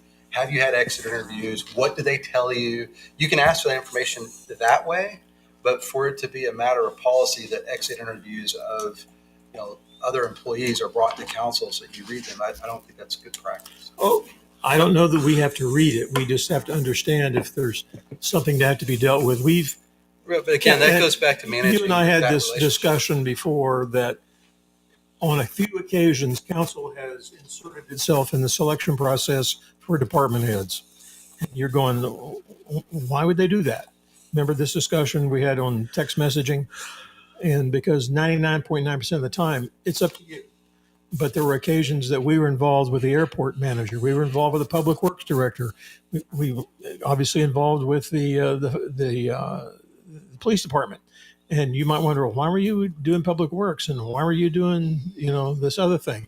Well, it's because issues came up and they didn't appear to be addressed. So council put itself in the picture in order to help select the next person that came along. And then we stepped out of it. Okay. Yeah, I don't think that's a good. Okay, Okay. But go ahead. I'm sorry. what's popping up here is, not to toot any horn, my master's in public administration, human resources is what I have a background in. And so when it comes to handling people issues, I get very sensitive to make sure that things are handled fairly and the stuff is addressed properly. And that's fair. And I just suggest that you look at the policy language and see if there's I things did. that can be changed. I read it. Um, You know, I read it. I just want to make one thing clear. You and I have talked about this when I first came on. The city council has actually 3 employees, That's correct. period. The city secretary is a statute position and is appointed by city council. The chief of police is an officer appointed by city council. And the city administrator is appointed by city council with the supervisory authority over the others. Period. Period. You are responsible for all of your staff. They're not a city council level responsibility. Period. Now, any other discussions on this? Sorry, yes, sir. Yes, sir. I'm sorry. I just wanted to say thank you for providing the full text and for having the insertions and deletions very clearly marked. That was immensely helpful when reviewing it. Sure. Okay. As for the sort of higher appeal after the city administrator, there'd be the potential for like you get a random drawing of other department heads or something. Yes, we have that policy, and I'm gonna have to go back and look and see if it was. A review committee type thing? Yes. Something like that? Well, no, we had one Jury previously engineers. that if there was an appeal above the city administrator, and this was back when Tim Kelly was in office, Well, I think there's She something put that like on. in there. well, it's been taken out, I think. No, I mean, there's in the proposed. It generally policy, would go- There's But an appeal review board. But the appeal review board was the mayor at the time, and then 2 random council folks Yes, would be chosen to hear that appeal that's correct. per whenever you. And that was it with the Yeah. recommendation But- back. And that was specifically removed a year or 2 ago. Right. It's not. It's But not. those were only on appeals. They were nothing but the appeal. Correct. Because If bearing in mind that the appeal is not going back and recreating the wheel, the appeal is just repealing the last person's decision. the city It's not administrator, going back to square one. the appeals process went in steps as it should. Yes, But the appeals, if they came to that far to that board, Right. they had, and we had a few times that there was some that board did reprise. now, did y'all have any questions? I have one. But- Well, I'm it's still sorry. with the police department. I'm done. Oh, David? Yes. With the appeal process, that's still, the police department, under state law, still has that, where they can come before city council at their discretion. Because I remember a couple of times I've been on appeal boards with police officers. Well, that was just strictly the police. We've had others. But Right, we no, just and didn't I've get been on one of chosen. the others also, at You least didn't one or get two. chosen. But with the police department, I thought that had to do with a state law and therefore, but correct me if I'm wrong on that. I thought that had to do- I know why it was put into That's just, effect I by think that's that. if you're civil service. Yeah. So keep in Yeah. mind, there's police departments and fire departments that are civil service. Yeah. And if you work for a city that's generally larger cities are, not always. Then But they not- have but a that is- separate set Not of us. And I withdraw my laws. question. No, I Okay. know why this was put. Mr. Marchman? Scott, in here, would this be the place where, and I realize it doesn't go all the way down, but impact plans or action plans, so we build accountability into this? Not, That's a different issue. probably not, not specific to me, in my position. But bear in mind that every employee, when they come on board, and every employee, including, I think I even signed one, signs a statement agreeing to abide, that they have read the policy, that they understand the policy, that they agree to abide by the policy, and any future amendments to the policy. So the policy you have right now, every one of the city employees have agreed to follow it. Every one of them. Okay? Should have a- And that's generally what that is That's why we for the need to update it. policies. Because we aren't following it, and that's what. That's the point. Okay, Sheena, did you have anything? Okay, what I'd like to do is just, thank you for your comments, but I'd like to go ahead and table this one and for the future meeting to be determined and send the drafts language to get HR opinion review If on you it. have any other, If you have, comments? Please let me know. Yeah, And meanwhile, I'll get it over to Clarissa. sir. I'm good with it. If you want to send it to the attorney and everybody else is okay. Yeah, we're going to send it to the attorney and then get back and then we can go from there. Good enough. Okay. Yeah, don't table it, because then you'd have to come back the next meeting. Just say you're. Well, we're going to direct this to the city attorney, HR attorney to Very good. review and get back with us. Okay, we'll go from there. Let's go to item H, which is discussing possible action on traffic control and traffic calming measures in District 4. Councilman Mers. Yes. So, Mr. Dixon, did you receive my presentation? I emailed Oh, it to you. you did, right before this meeting? Yes. I probably did. Give me 1 second. I had to go hunt this from last week. Yes. I was like, I don't have it. Sorry. Alternatively, do you know if I can use the little Dan, you have a copy of that, casting right? Yeah, thing? give me 1 second. We'll get it to you. It's in our council packet. This says it was too large to send to you via email. I've placed it in the share drive. Or you can go to our website. It's on there too. Okay, I'm sorry, David. Our policy. David's presentation? Or- Yes, yeah, this is for David for the traffic calming measures. There's some information in your council packets, and then Councilman Mers asked me, there's some additional information. It kind of got tough that he went, and I said, no, I want you to share all the information you have. I don't want to hold him back. Give me 1 second. I'm going to the Yes. share drive now. I want a minute to say District 3 also. Actually, the family says it should be considered citywide. I wish I'll put some of my streets up against David's the streets. the chief was here to tell us all about You all have Lower Lacoste speed. Road, don't you? You have Lower Lacoste Road, don't you? Constantinople. Well, yeah, that was Yeah. a. Well, I put a radar read for Lower Lacoste Road in there just to show that as many complaints as get generated in Country Village, Are you Lower trying? Lacoste Road is objectively I'm worse. sorry. Are you trying to get his new stuff in there? His extra slides? Mhm. Is that what you're trying to do? Document city council. He's been It was very large, and he's trying to bring Oh, it it's shared. it's a lot. I'm trying to find. It has images in it, and so the presentation the Oh. file size was large. Okay. Weirdly, it let me send it to Deborah, not to Mr. Dixon. Well, I can go to my doesn't surprise computer me in my any. office, Well, but I no, don't know. it was weird that there was a difference in who Okay. let me send it. Let's go ahead. I see. We're going to take about a 10-minute break here real quick while you're trying to figure that out. It is 7:29. We're in recess. You want to come look where my shoulder is? Yeah. I'm in the SharePoint. Pause that for a second. I'm in documents, city council meeting agendas. So if you scroll down from there, it might actually be in this folder. Well, that's what I was thinking, but no, I didn't. Oh, wait, no, there it Yeah, is. that one. I was looking for PowerPoint. It's a different file type than PowerPoint will open it. I just don't have access to PowerPoint at home. And Until it. it's located in PowerPoint. Open an app. Yeah.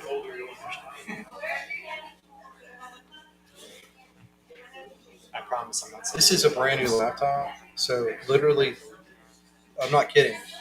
5 minutes before the 2:30 meeting, it wasn't working. So I didn't know I was going to have whether I was going to have a working laptop or not. But thank God it's working. All right. Just did the So- box there for me. It's meant to be white.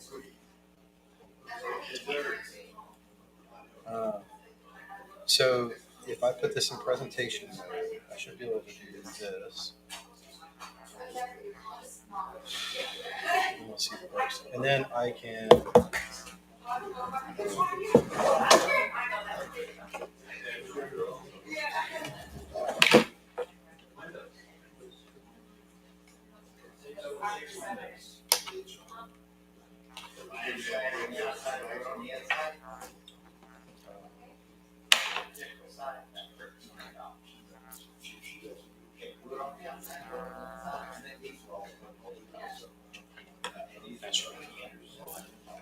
And then is there a back? Is the small windows back? Okay. Cool. Good to go. Thank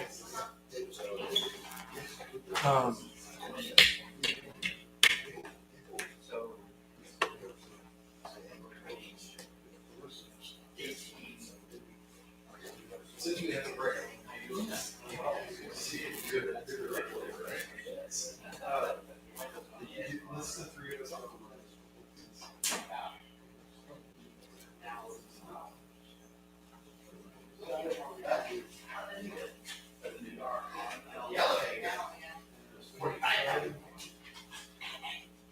And our sprinkler system is.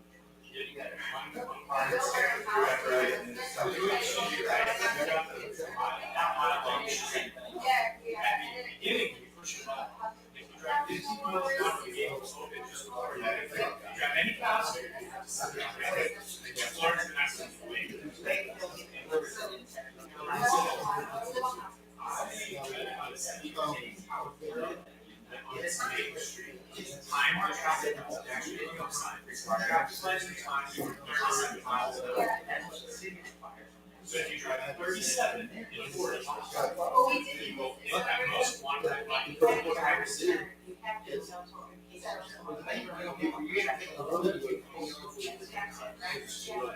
If you drive at reduced speed at all,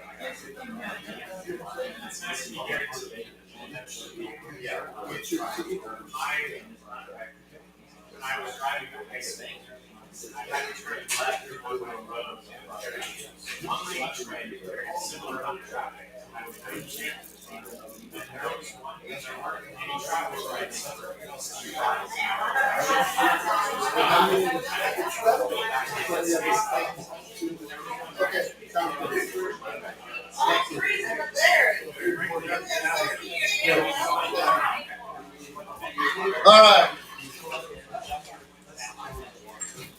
Oh, be careful. Don't break your neck.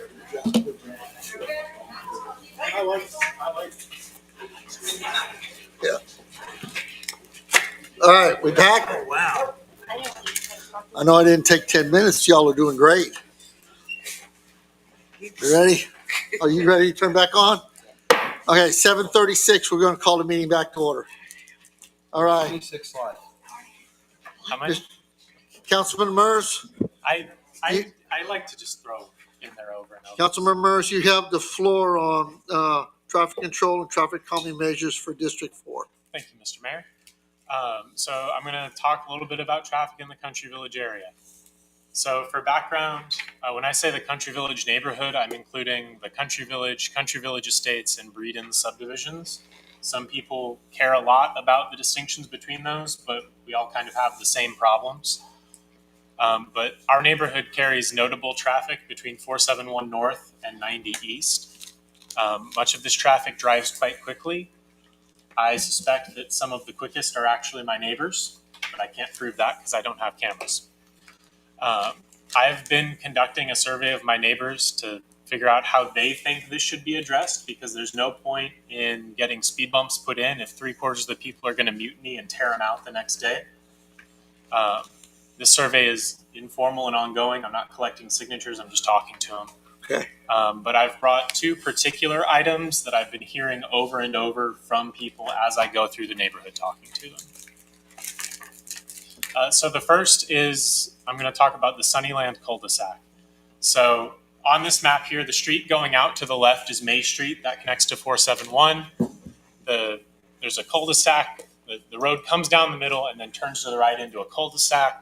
And then Village Path actually goes all the way through to the other side of the neighborhood. Yes, sir.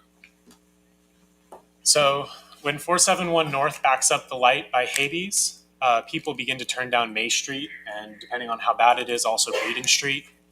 But when you're coming east on May Street, the cul-de-sac on Sunnyland looks about the same as the through road of Village Path. And so some vehicles, including some very large vehicles, turn down the cul-de-sac and then have to turn around when there's children out there playing. And so wayfinding signage could reduce this unnecessary detour and disruption. Nobody wants traffic cutting through their neighborhood, but once the car is in my neighborhood, I want them to get through at a safe speed and with as little meandering as possible. So this is, you're coming down May Street towards this intersection, you see a fence across your path. And as you get closer, you look off and you see my bike parked in front of my neighbor's car. And you see that there's a road off to the left that goes that way. But if you look to your right, you see that the road goes off and then turns right and goes around the corner, and you can't see that it's a dead end. So just kind of jumping back out here, you get this motion a lot. People come in, they turn right, end up squiggling around, and then go back the other way. And what we'd really like to see is them just go the right way the first time. So if you put a sign up there that said no outlet. Right. Yeah. So I'm not sure exactly what the best way to mark it is. You know, presumably through traffic, go left, or no outlet or something like that would be the right way to do it. Don't be stupid. Well, so the trouble is that I honestly don't know how I would react if I saw a sign that said no outlet and then a right turn arrow. Well, you gotta have two signs. I know, and Say you no have to outlet. have signs a certain distance back from the intersection. I know that there are standards for this thing, and I said, you know, maybe it's even just a large painted arrow on the ground. It says, go that way to 90. But I would like to get a recommendation on proper implementation here. But Is it possible, I mean, I'm just asking, is it possible just no through traffic signage would work? I don't I'm think just so. I think people ignore that. They're gonna We ignore all already your have signs. we but already have no through truck traffic. I I'm don't trying know to if give we can something say- to enforce. That's Yeah, all. this particular concern, I would think that a no outlet, a big yellow and black Okay. no outlet sign on the corner, so when they go to turn right, it's facing you. Yeah. That would probably. Okay, Yeah. okay, And so thought I'd ask. I'm not a traffic engineer. I don't feel comfortable going out there and just cutting out a sign and writing whatever on it. But whatever's the correct way to mark this, I would like to see it marked. Sure.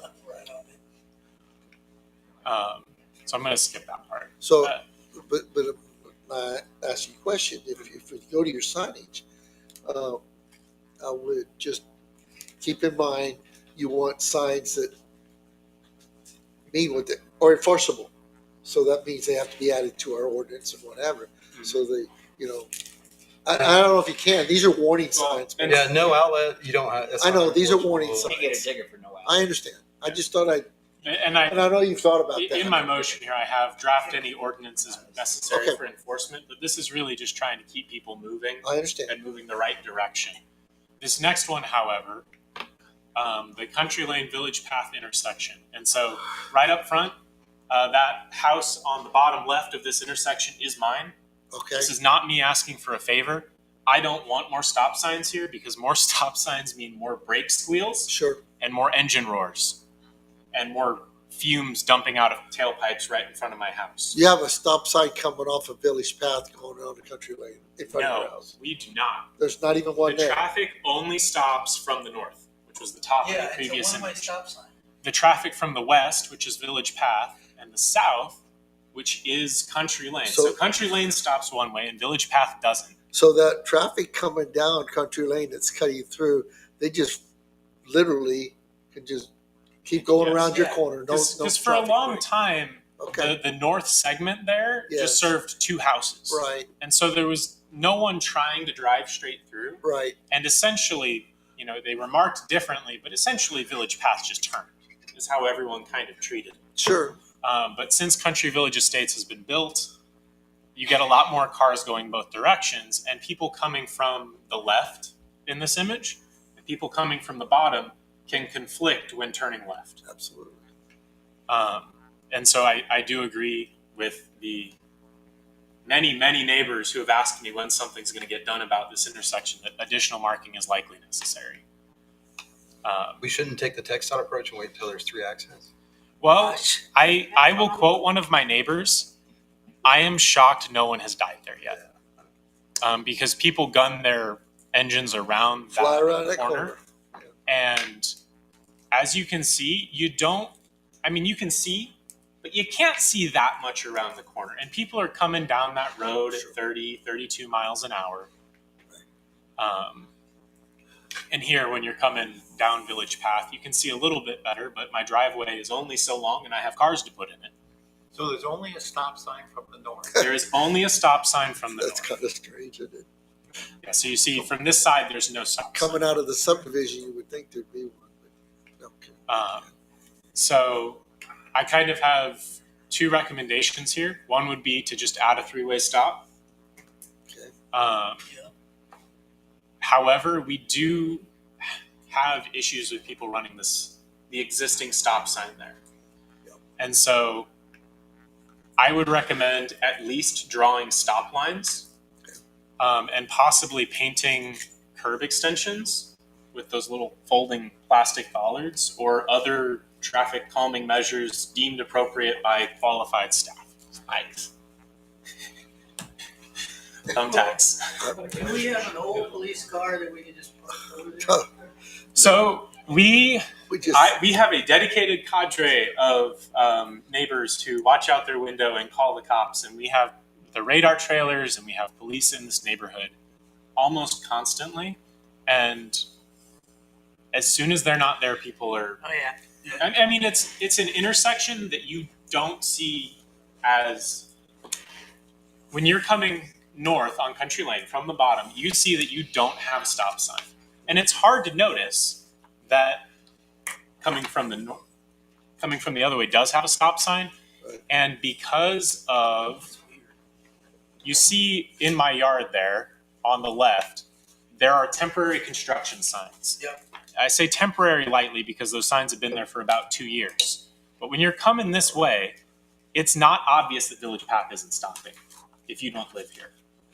David, question for you, would you, if the city did this, you've seen these stop signs that they flash day and night, battery operated now.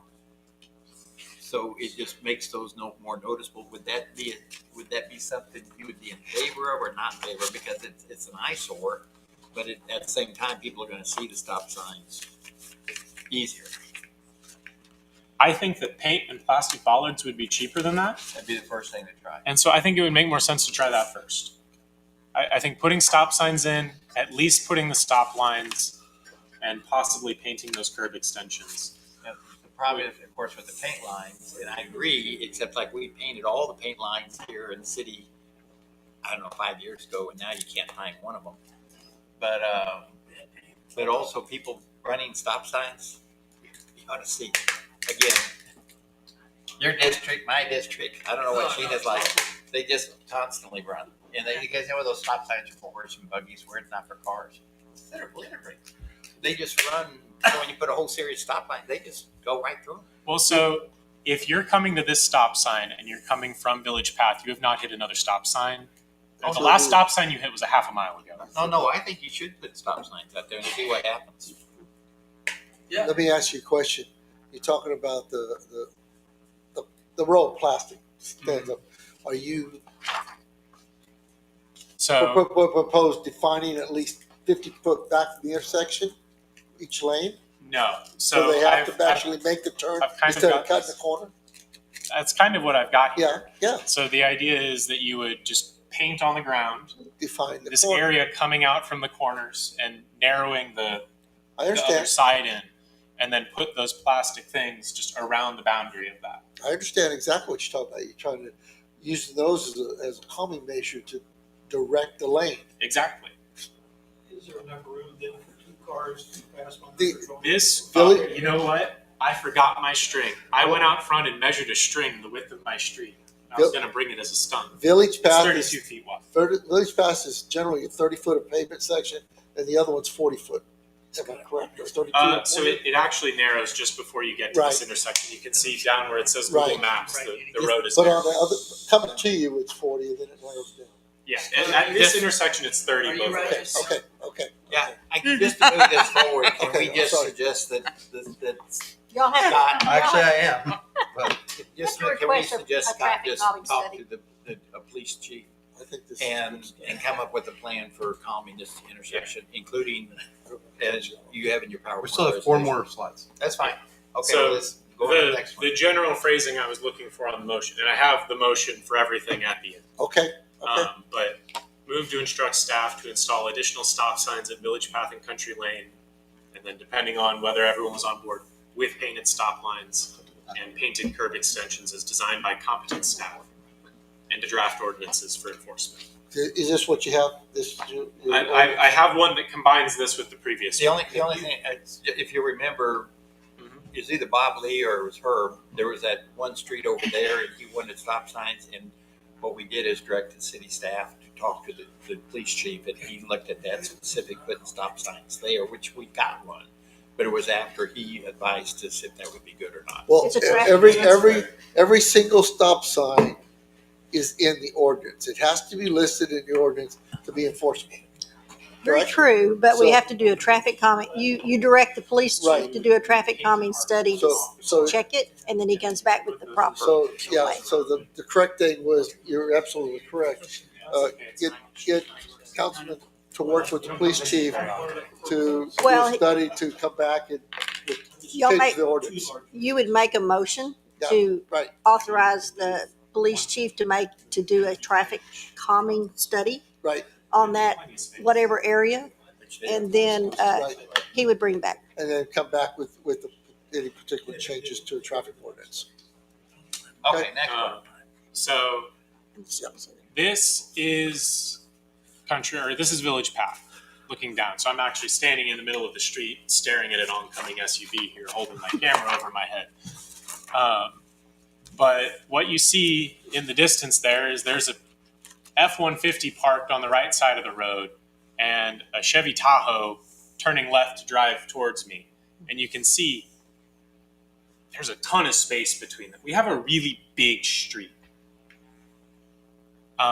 And I think that's a big part of our broader issues with traffic. We constantly have radar trailers in the area which show a quarter of people are speeding in an area where a growing number of children are playing, because our neighborhood has aged, but it's also kind of reaching the age where a lot of couples are leaving and young couples are moving in. Due to existing city design standards, our roads were designed to look like racetracks, and that's how people drive. When we repaved the road 4 years ago to make it smooth all the way across, people drove faster. Due to current city policy, the city has done nothing to change that design, because our traffic calming policy is designed to avoid doing anything, which makes sense. It's true. The only way the city pays for anything is if, after a month of police having increased patrols in the area, then after that month, a police car standing there with a radar gun still measures over 10% of people going at least 11 over. And at that point, if that still happens, then we design it and it goes in for the next city rebuild, which is not part of our budget. Now, Well, just, I'm going to come again with more suggestions in relation to the traffic calming policy and more broad changes in this area. But I just wanted to touch on this. I think you have a good approach to this. And maybe some of the folks told you, but just for some historical context in here, the last road that goes off to the south cul-de-sac, halfway in Village Path, there were stop signs put there at one time to break Village Path up. Traffic control folks will tell you stop signs are not the way to control speed, but we put them in there. They were good until the neighborhood said take them away. We had speed humps on Village Path in multiple locations. I think there was 3 or 4 different locations that were short-lived because of the people in the area. They wanted them gone. So I'm not saying you don't have a problem. I know you have a problem.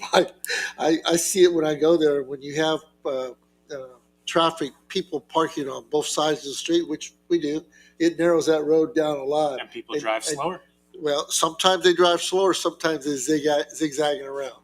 But so I know you have issues, but and I think you've got some good ideas.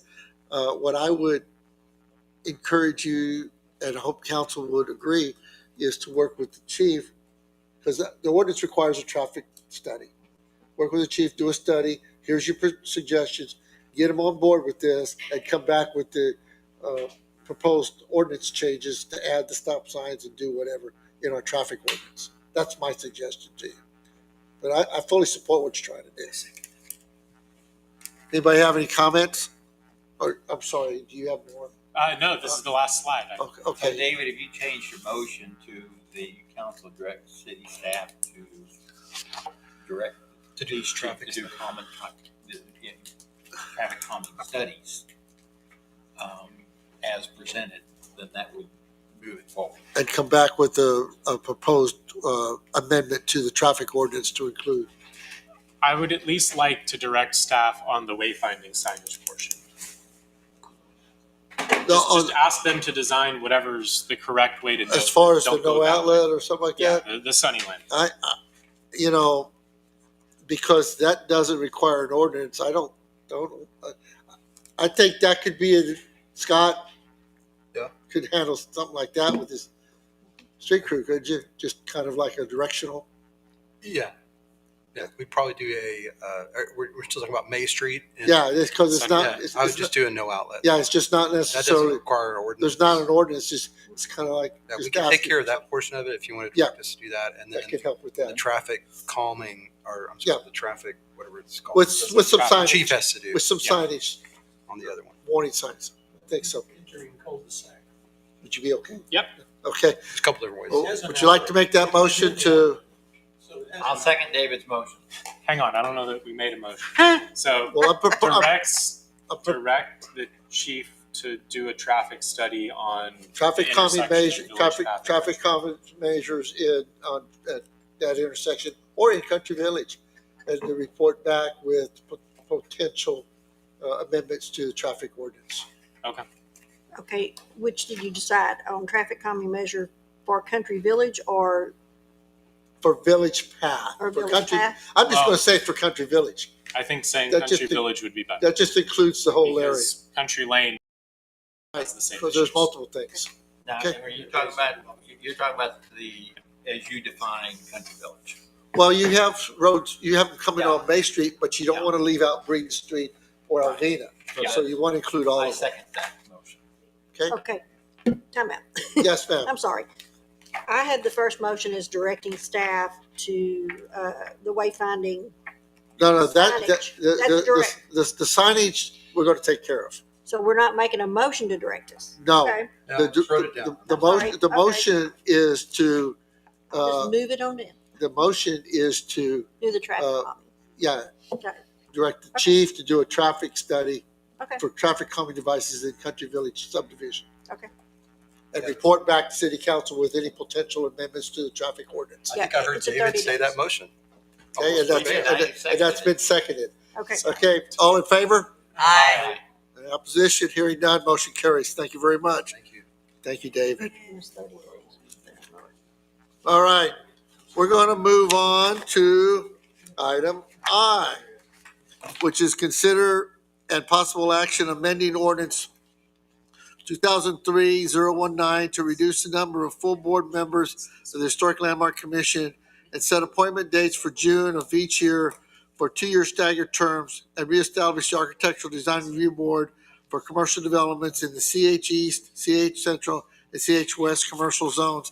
And before we go on, we have Ms. McVeigh. Would you like to speak on this item, ma'am?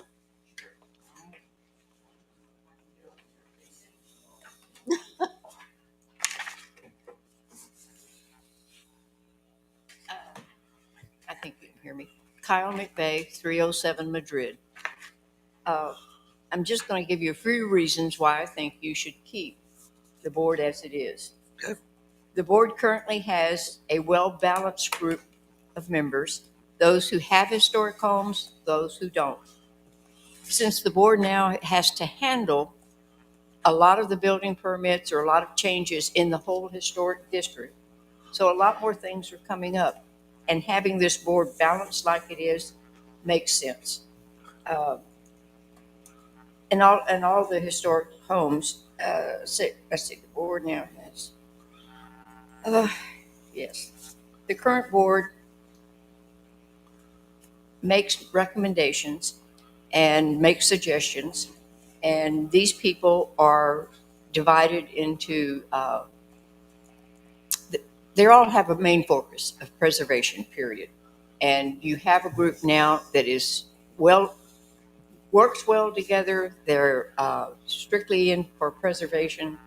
And I can't see why you would want to reduce that and lose members who are really important to how the city of Castroville looks and feels. I think all of you are into maintaining what we have. And I think having the board this size makes a difference. And it just serves no purpose in taking people off the board now who are so qualified and so focused for trying to do that. Because it's hard enough to get people that have any knowledge of preservation, much less willing to fight for it. And fighting for historic preservation is a biggie. You all know that. Thank you. Thank you, Kyle. I'm going to take the first shot at this. I'm going to leave Councilman Marchman to talk about actual issues concerning the Historic Landmark Commission.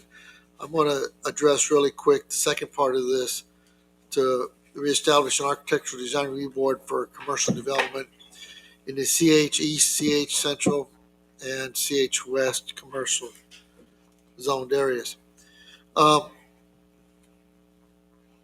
25 years ago, there was a lot of work done by people a long time through P&Z and what have you to create an Architectural Design Review Board to address the commercial development specifically on Highway 90, that it kind of blended in with the rest of the city, that we wanted to try to keep our feel, and we wanted to get ahead of the curve so we didn't lose that. So we tried to keep people with the type of developments and type of facades, type of thing.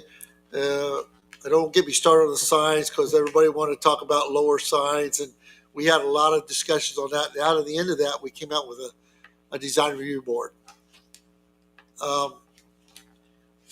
Whether it succeeded or not, down the road, that design review board was combined with the Historic Landmark Commission.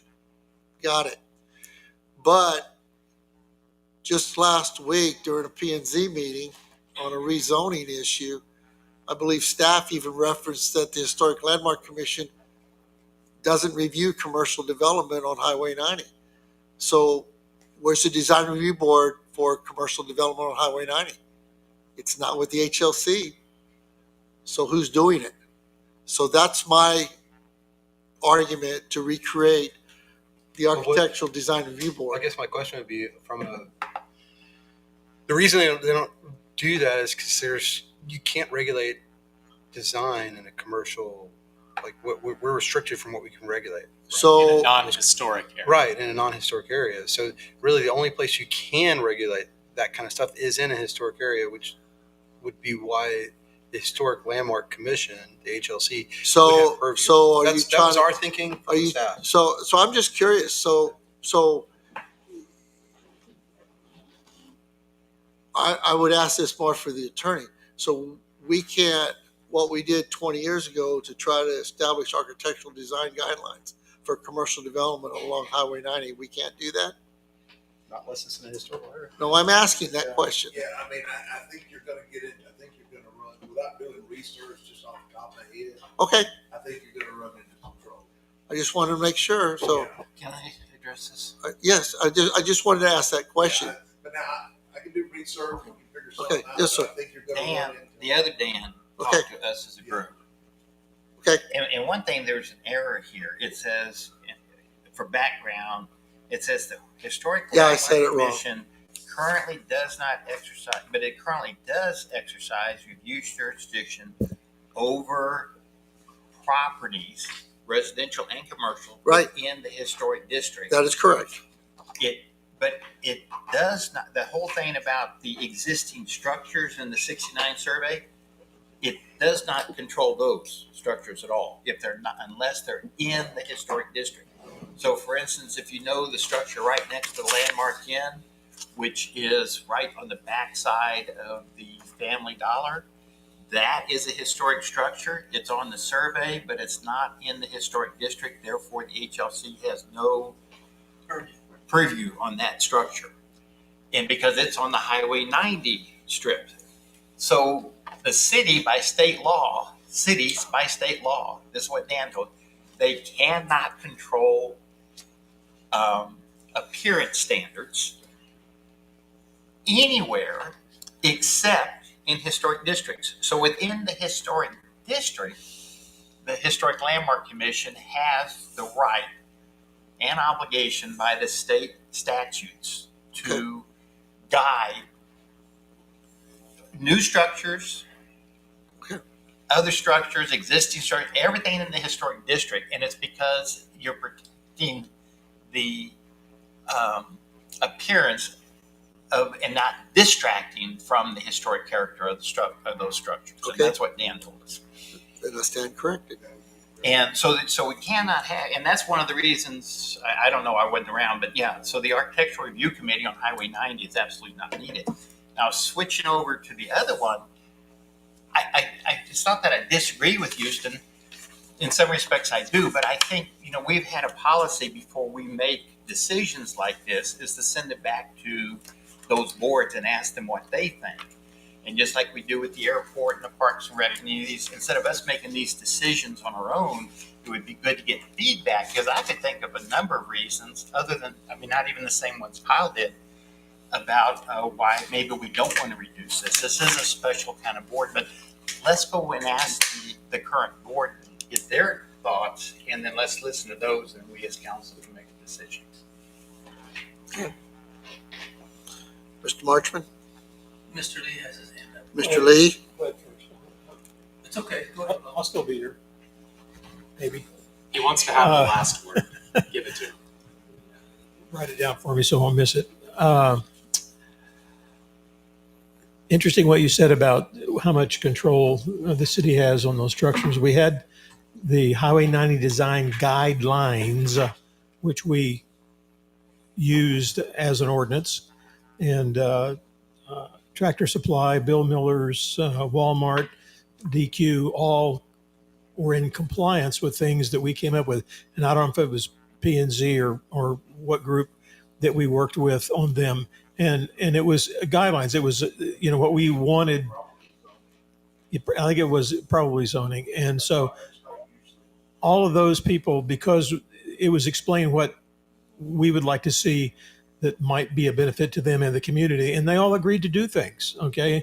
They put in the rock partway up. They redid the whole front of Tractor Supply, which is obviously not in a historic area. And after the fact, they came back and said, we are so pleased with this design that you asked us to do that we're going to incorporate it at other stores. And so a lot of this is, here we are, here's what we are trying to do, and we would like you to consider these possible changes to the exterior of your structure, and they went along with it. Now, you make a good point. If it's not in a designated historic area, which seems to have been resolved here in the last year or so, what's a historic overlay district? That does kind of, I got that. That does kind of change the equation somewhat. But I would be in favor of Historic Landmark Commission taking on whatever these sorts of responsibilities are. And if that didn't work out well, then possibly look at an additional board. But in all these, it's very hard to find people to fill them that are qualified to do what you want. Okay, Councilman Merz? Well, luckily, it looks like the HLC already did take on this authority when you were mayor.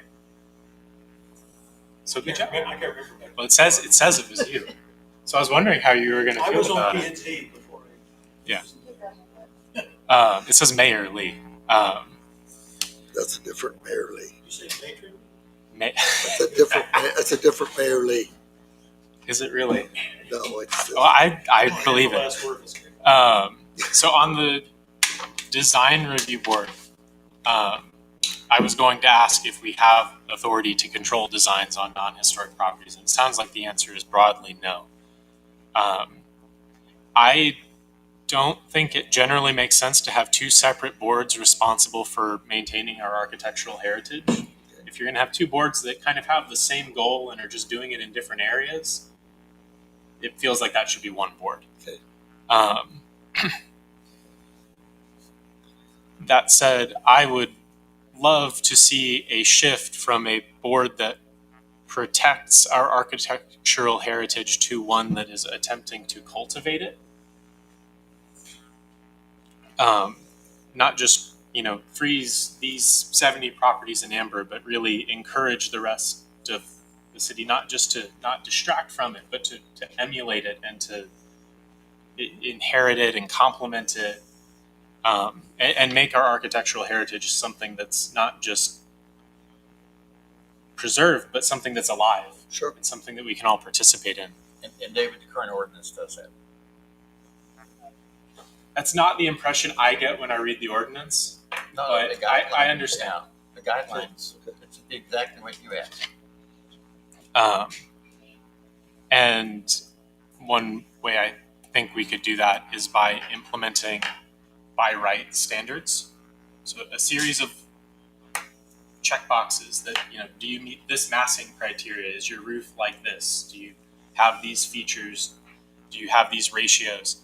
And I think it would be great to see that for non-historic, non-contributing properties that are just in the historic district, essentially, if you meet those, if you check those boxes, staff can approve you. And if you don't check the boxes, then you go to HLC and they evaluate, okay, well, what are the other things you're doing that are different? Do those improve it? Maybe, maybe if we see a novel thing that's doing a really good job of speaking to that heritage, we actually change the standards after a while. Sure.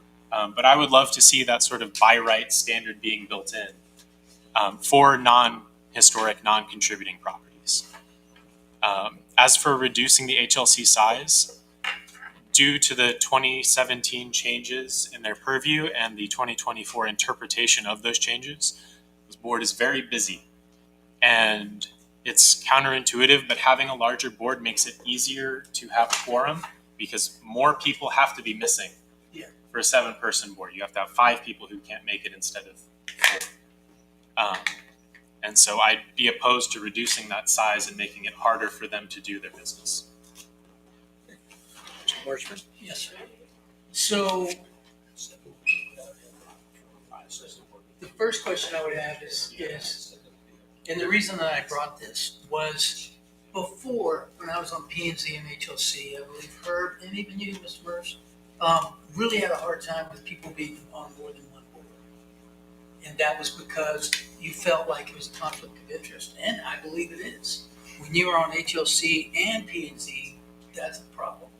And I don't know what Dan would say about that, but to me, what's fair, good for the goose is good for the gander, right? And in the context of that, that is the main reason.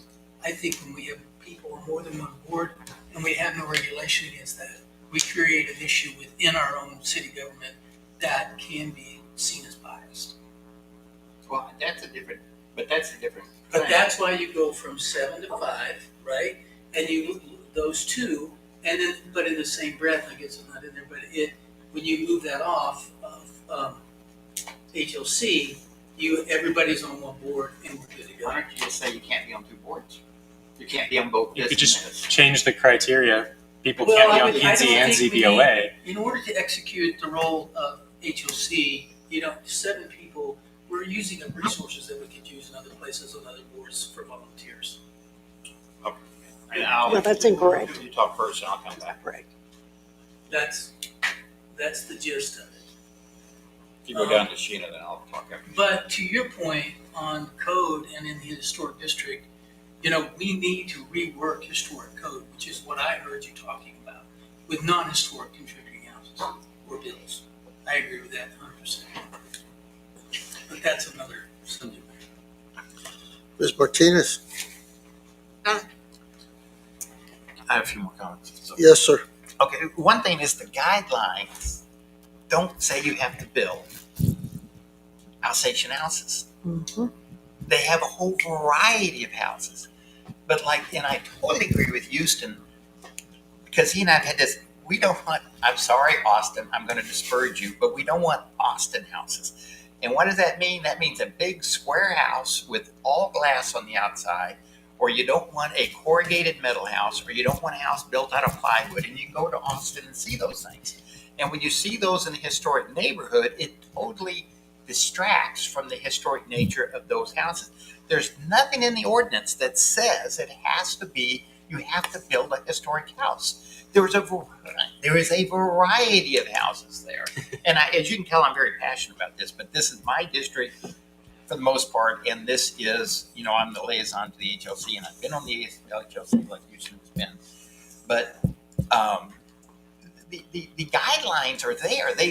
And then you have, right now, the process is working so well. You have Selena, that the city subcontracts historic preservation officer. She'll come back and say, yes, this is in conformance to it. This is for new builds.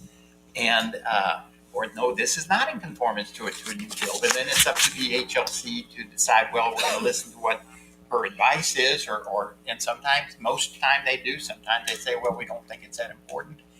But there's a lot of latitude in those things, but they were written by far wiser people than me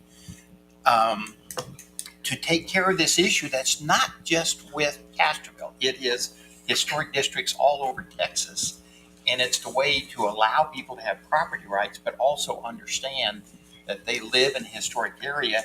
And David, this whole thing about non-conforming structure.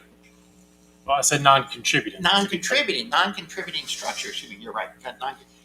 If it's you can see it from a historic area, then it is contributing, because it could deter from, like, there was somebody not long ago who wanted to put up a 2-story barn, metal building barn, right? It's on a property that had no historic structures, but there were historic structures down the street, across the street, and everything else. So is that really should be allowed or not? Because you can't do that. But I remember when we got people came out of the woodwork and said, we're just upset at us as all can be. Those people were very, very happy with this whole change where everything now covers a historic district, because that's the only way by state law you can control the appearance of these new structures in your neighborhood. And people were very, very happy with that, with our findings, that's what council some years ago voted that in. So again, I think, and I agree with you, I think there are so many issues, and these aren't just, these are special issues when you start talking about people and they buy a house and they want to do something different with their house. And I think you need a full board of 7 people, because any less than that. But I think we should send this back to the HLC and what their input is. That's it. Mr. Lee? you have two issues here, correct? One was a design review board for commercial structures. That's I correct. recall, and the other one was about the size of HLC. And we're seem to be mixing in construction of new homes within historic overlay districts. And have you been satisfied we've addressed the issue of design review for commercial in the historic designated areas? I am, because from what I've heard from the city attorney is we can't enforce those anyway. So to me, that's if they're a, historically designated areas, No, we no, no, no, have no. some- No, I was specific to the commercial areas on Highway 90, the CH West, CH Central, and CH East. Those are not historic zones. Those are pure commercial along Highway 90. And I've been informed that we can't do that, so that's a moot point. So we're dealing with only the possibility of reducing the number of people on the HLC. But does It's the only issue for the discussion. fact, well, the agenda's items got two, so, Well, okay. the one's been The resolved. question is, would you want to engage those people that are building on Highway 90, even if you could not require them to do something, or would you just like to kiss them off and say, do whatever you want? No. They get that. Let me back up on that. They already come to the city for a permit. Okay, Yeah. so the city gives them a permit, and it is my opinion, my experience that most commercial, especially ones new to town, they want to fit in the town. So they will generally work within those, but yet you can't force them on them. And that's what I'm hearing. Well, Councilman Lee's bringing up a good point. It's kind of like the permanent preliminary plat discussion y'all had earlier. Yeah. It's not about what you can and can't do. It's really about giving them an opportunity to be heard, for them to hear you Right. and tell them, hey, I like this and I don't like that. Whether you legally can tell them they can't do it is a separate question. So from a staff perspective, we thought, why is he doing this? Because it doesn't make any sense. But after hearing the conversation earlier tonight about preliminary plats and what Councilman Lee is saying right now, you could make the justification that yes, you do want to come, even though the state law doesn't really give them a lot of latitude to do much of anything. Right. We want one because hell, we want one. Well, We want them to be able to come in and say, this is what we're building, y'all, and is this okay? you know, when the architecture review board was created, and I'm sure the laws have changed, I'm going to pick on Dollar General, for example, and I'm going to specifically do them because they came, the city, it was a moving target.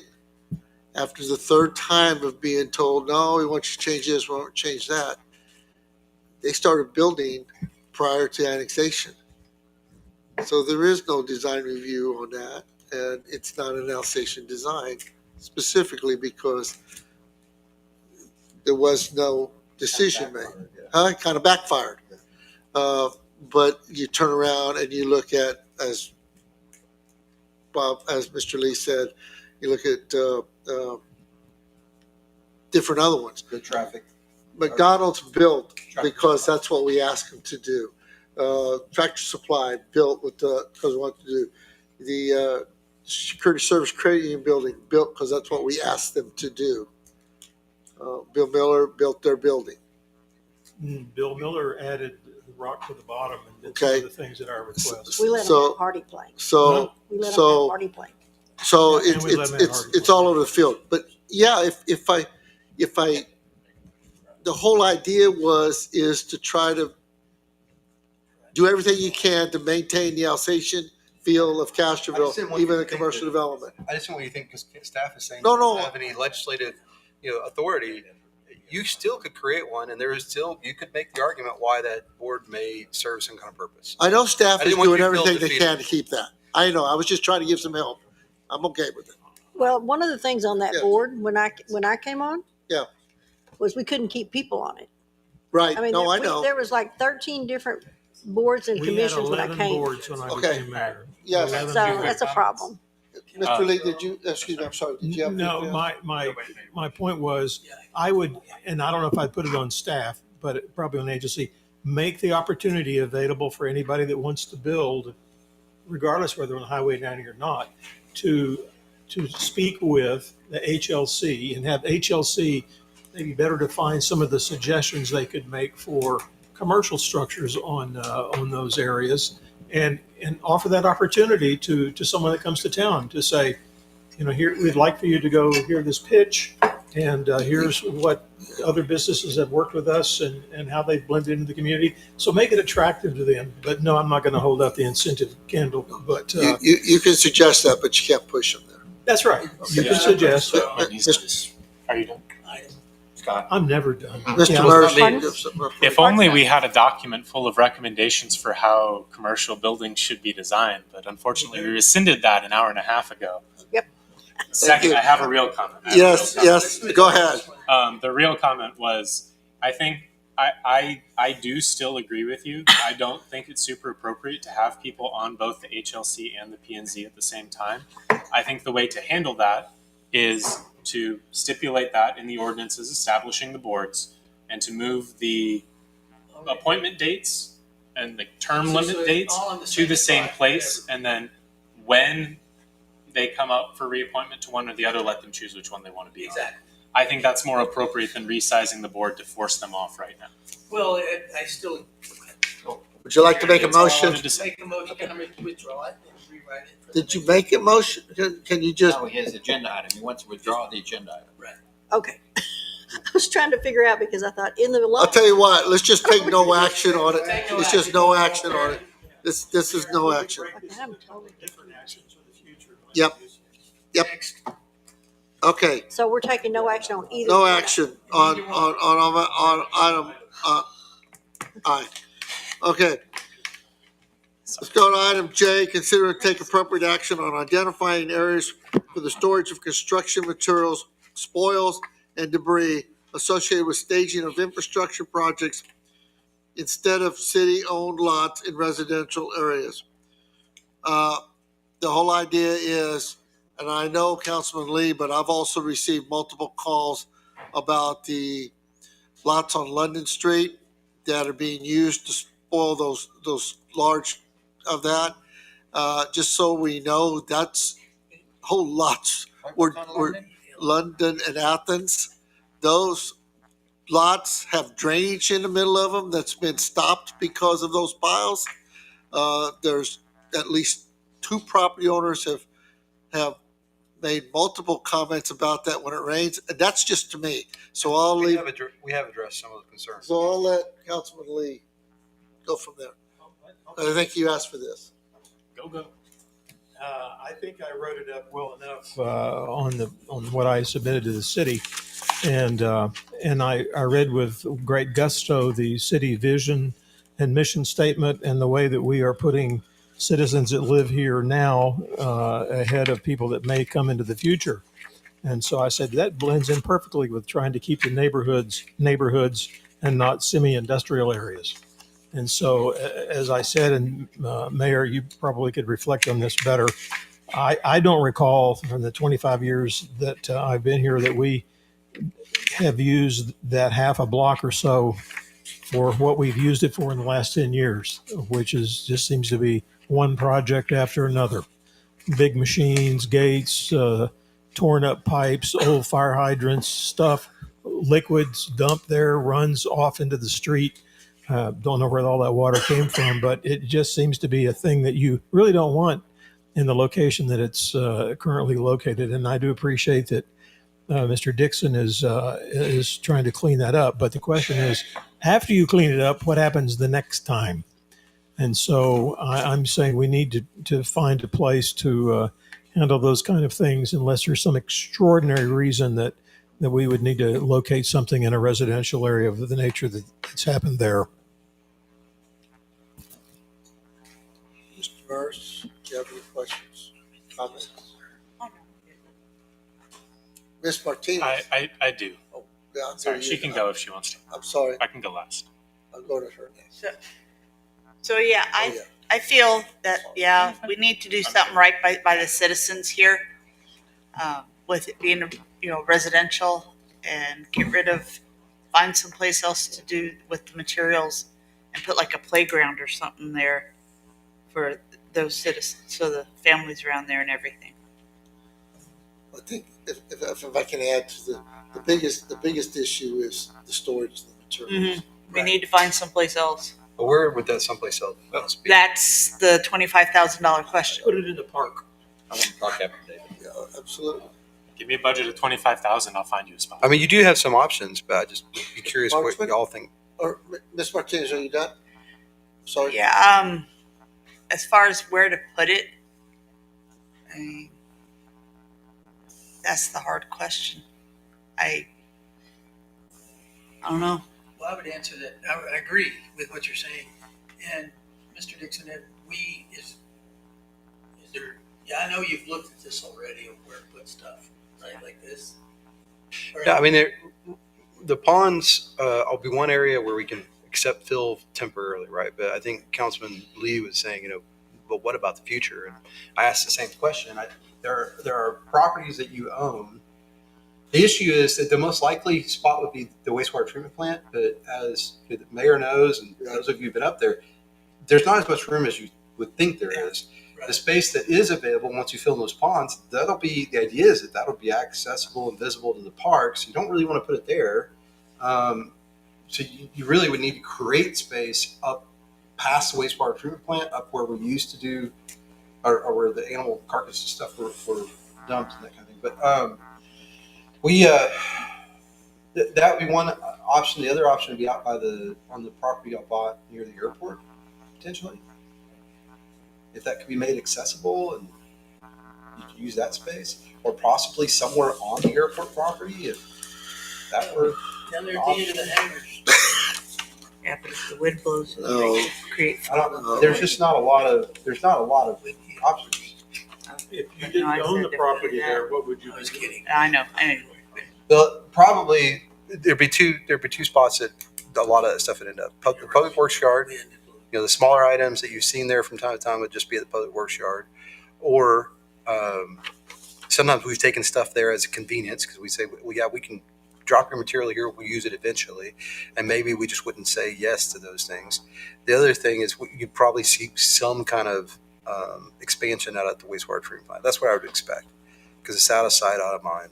But Okay.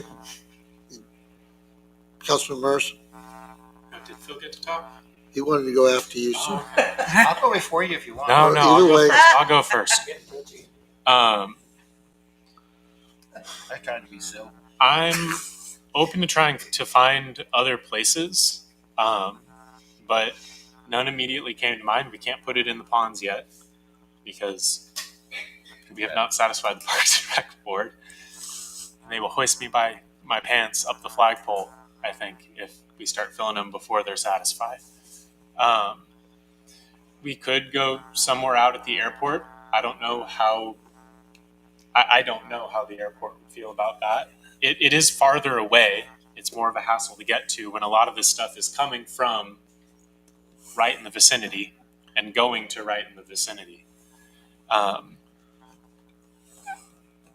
Overall, I think this is probably one of the lower impact areas the city could probably be doing this. I know there are houses right across the street, but this is right at the edge of town, and one of the houses on that block is zoned commercial.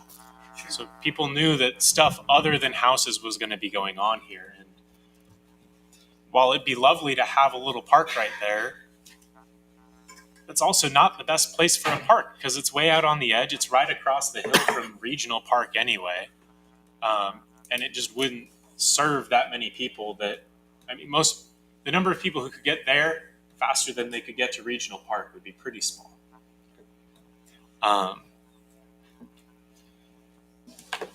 I don't like the idea of buying new land for this. As far as what to use this for once it's cleared out, I have expressed in the past that I would be very open to the idea of using this area as a retention or detention pond for catching some of the flow off the south side or the north side of Cross Hill.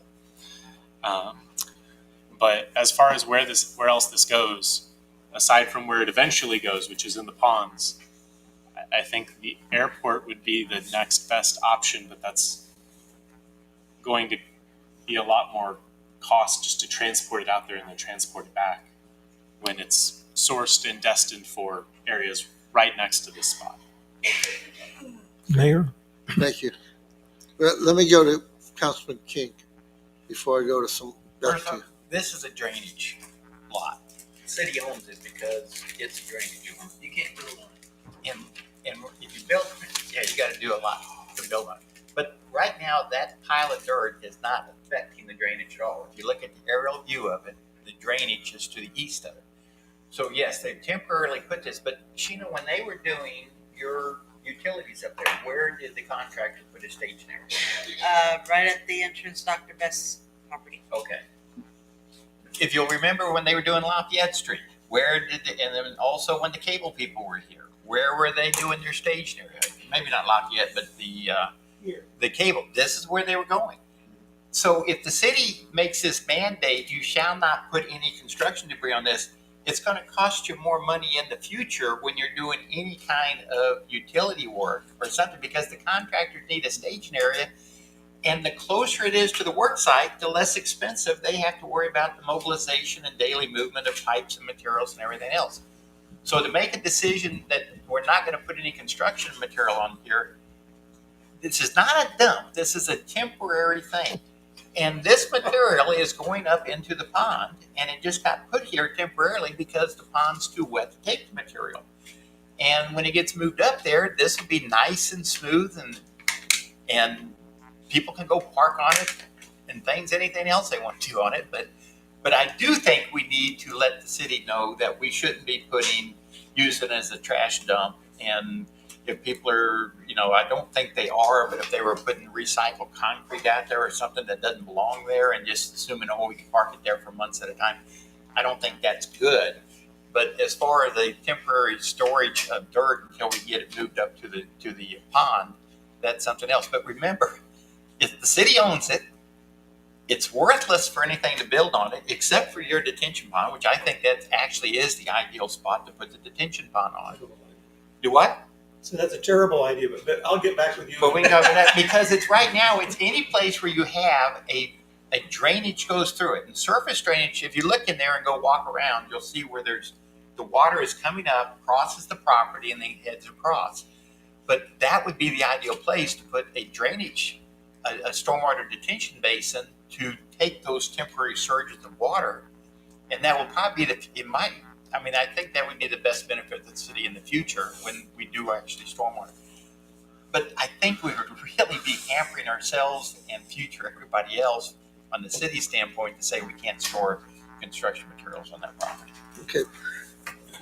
I just want to add a couple things really quick too, and I understand that, and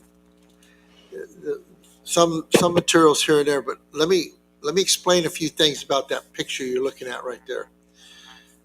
That blue building behind that backhoe, right behind that, there's a drainage structure that comes under Paris Street, and it had a drainage swell across this lot to Athens Street. Doesn't exist right now. On Geneva Street, there's a drainage swell where the drainage comes all the way from under the canal by the Baptist church, and it comes through there. It's not Cross Hill. It comes through there, and there was a drainage swell where that backhoe is that went back out to Athens Street.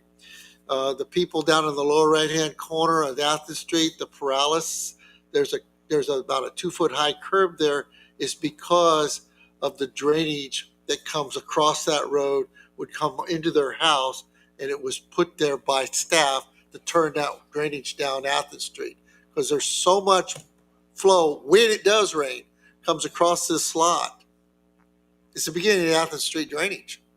Correct. Okay, so the Perales family is the ones that's called me more than anything because when the rain was, the drainage patterns have been changed, and all that nice, pretty loose yellow stuff comes out of the roads, and the mess comes and everything, and that's directly related to the storing of spoiled materials on that property.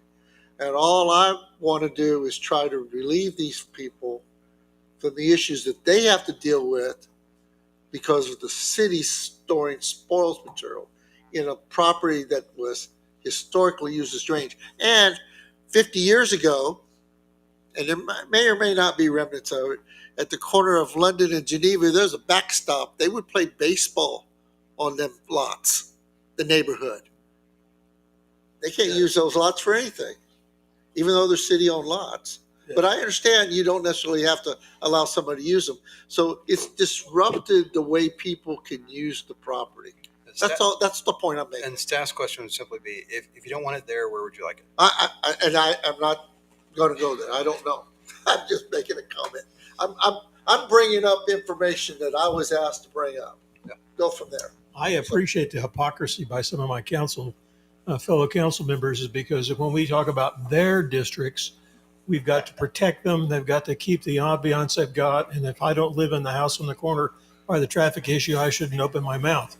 And I am trying to make my district look like you would like your district to look. Okay. And it doesn't. And I apologize if I bring up something like that that's unpleasant, and we've chosen to use it for this particular purpose. But the people that live there, residents, regardless of how it's zoned, they're very unhappy with it. The noise, the stuff from the emissions from the vehicles, it always looks like a rough neighborhood. It doesn't make the money that a lot of the other areas in town does, but I don't give a damn about that, okay? People live there, and people need to have a neighborhood that looks like a neighborhood. End of my story. Bob, that's why I asked Sheena. Sheena's neighborhood had to put up with the construction, and they're going to have to put up with the construction again up in their neighborhood when they do their streets. You have to have a staging area near the thing. This is just a temporary staging area. And you can't believe any of the drainage, looking at the aerial maps and everything, almost, if not all, the drainage bypasses these piles. I'm very familiar with it. Okay, so if you're familiar with it, then that answers the question. Okay, not really. Go ahead. It's been a continual use as a work site for at least the last 8.5 years. Okay. Now we've had all our discussion. Does anybody like to make a motion on this action?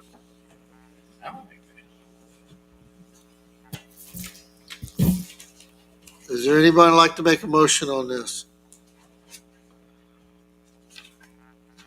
Okay, I've asked for it twice. There's no motion, so the issue just basically dies the way it is. Lack of a motion.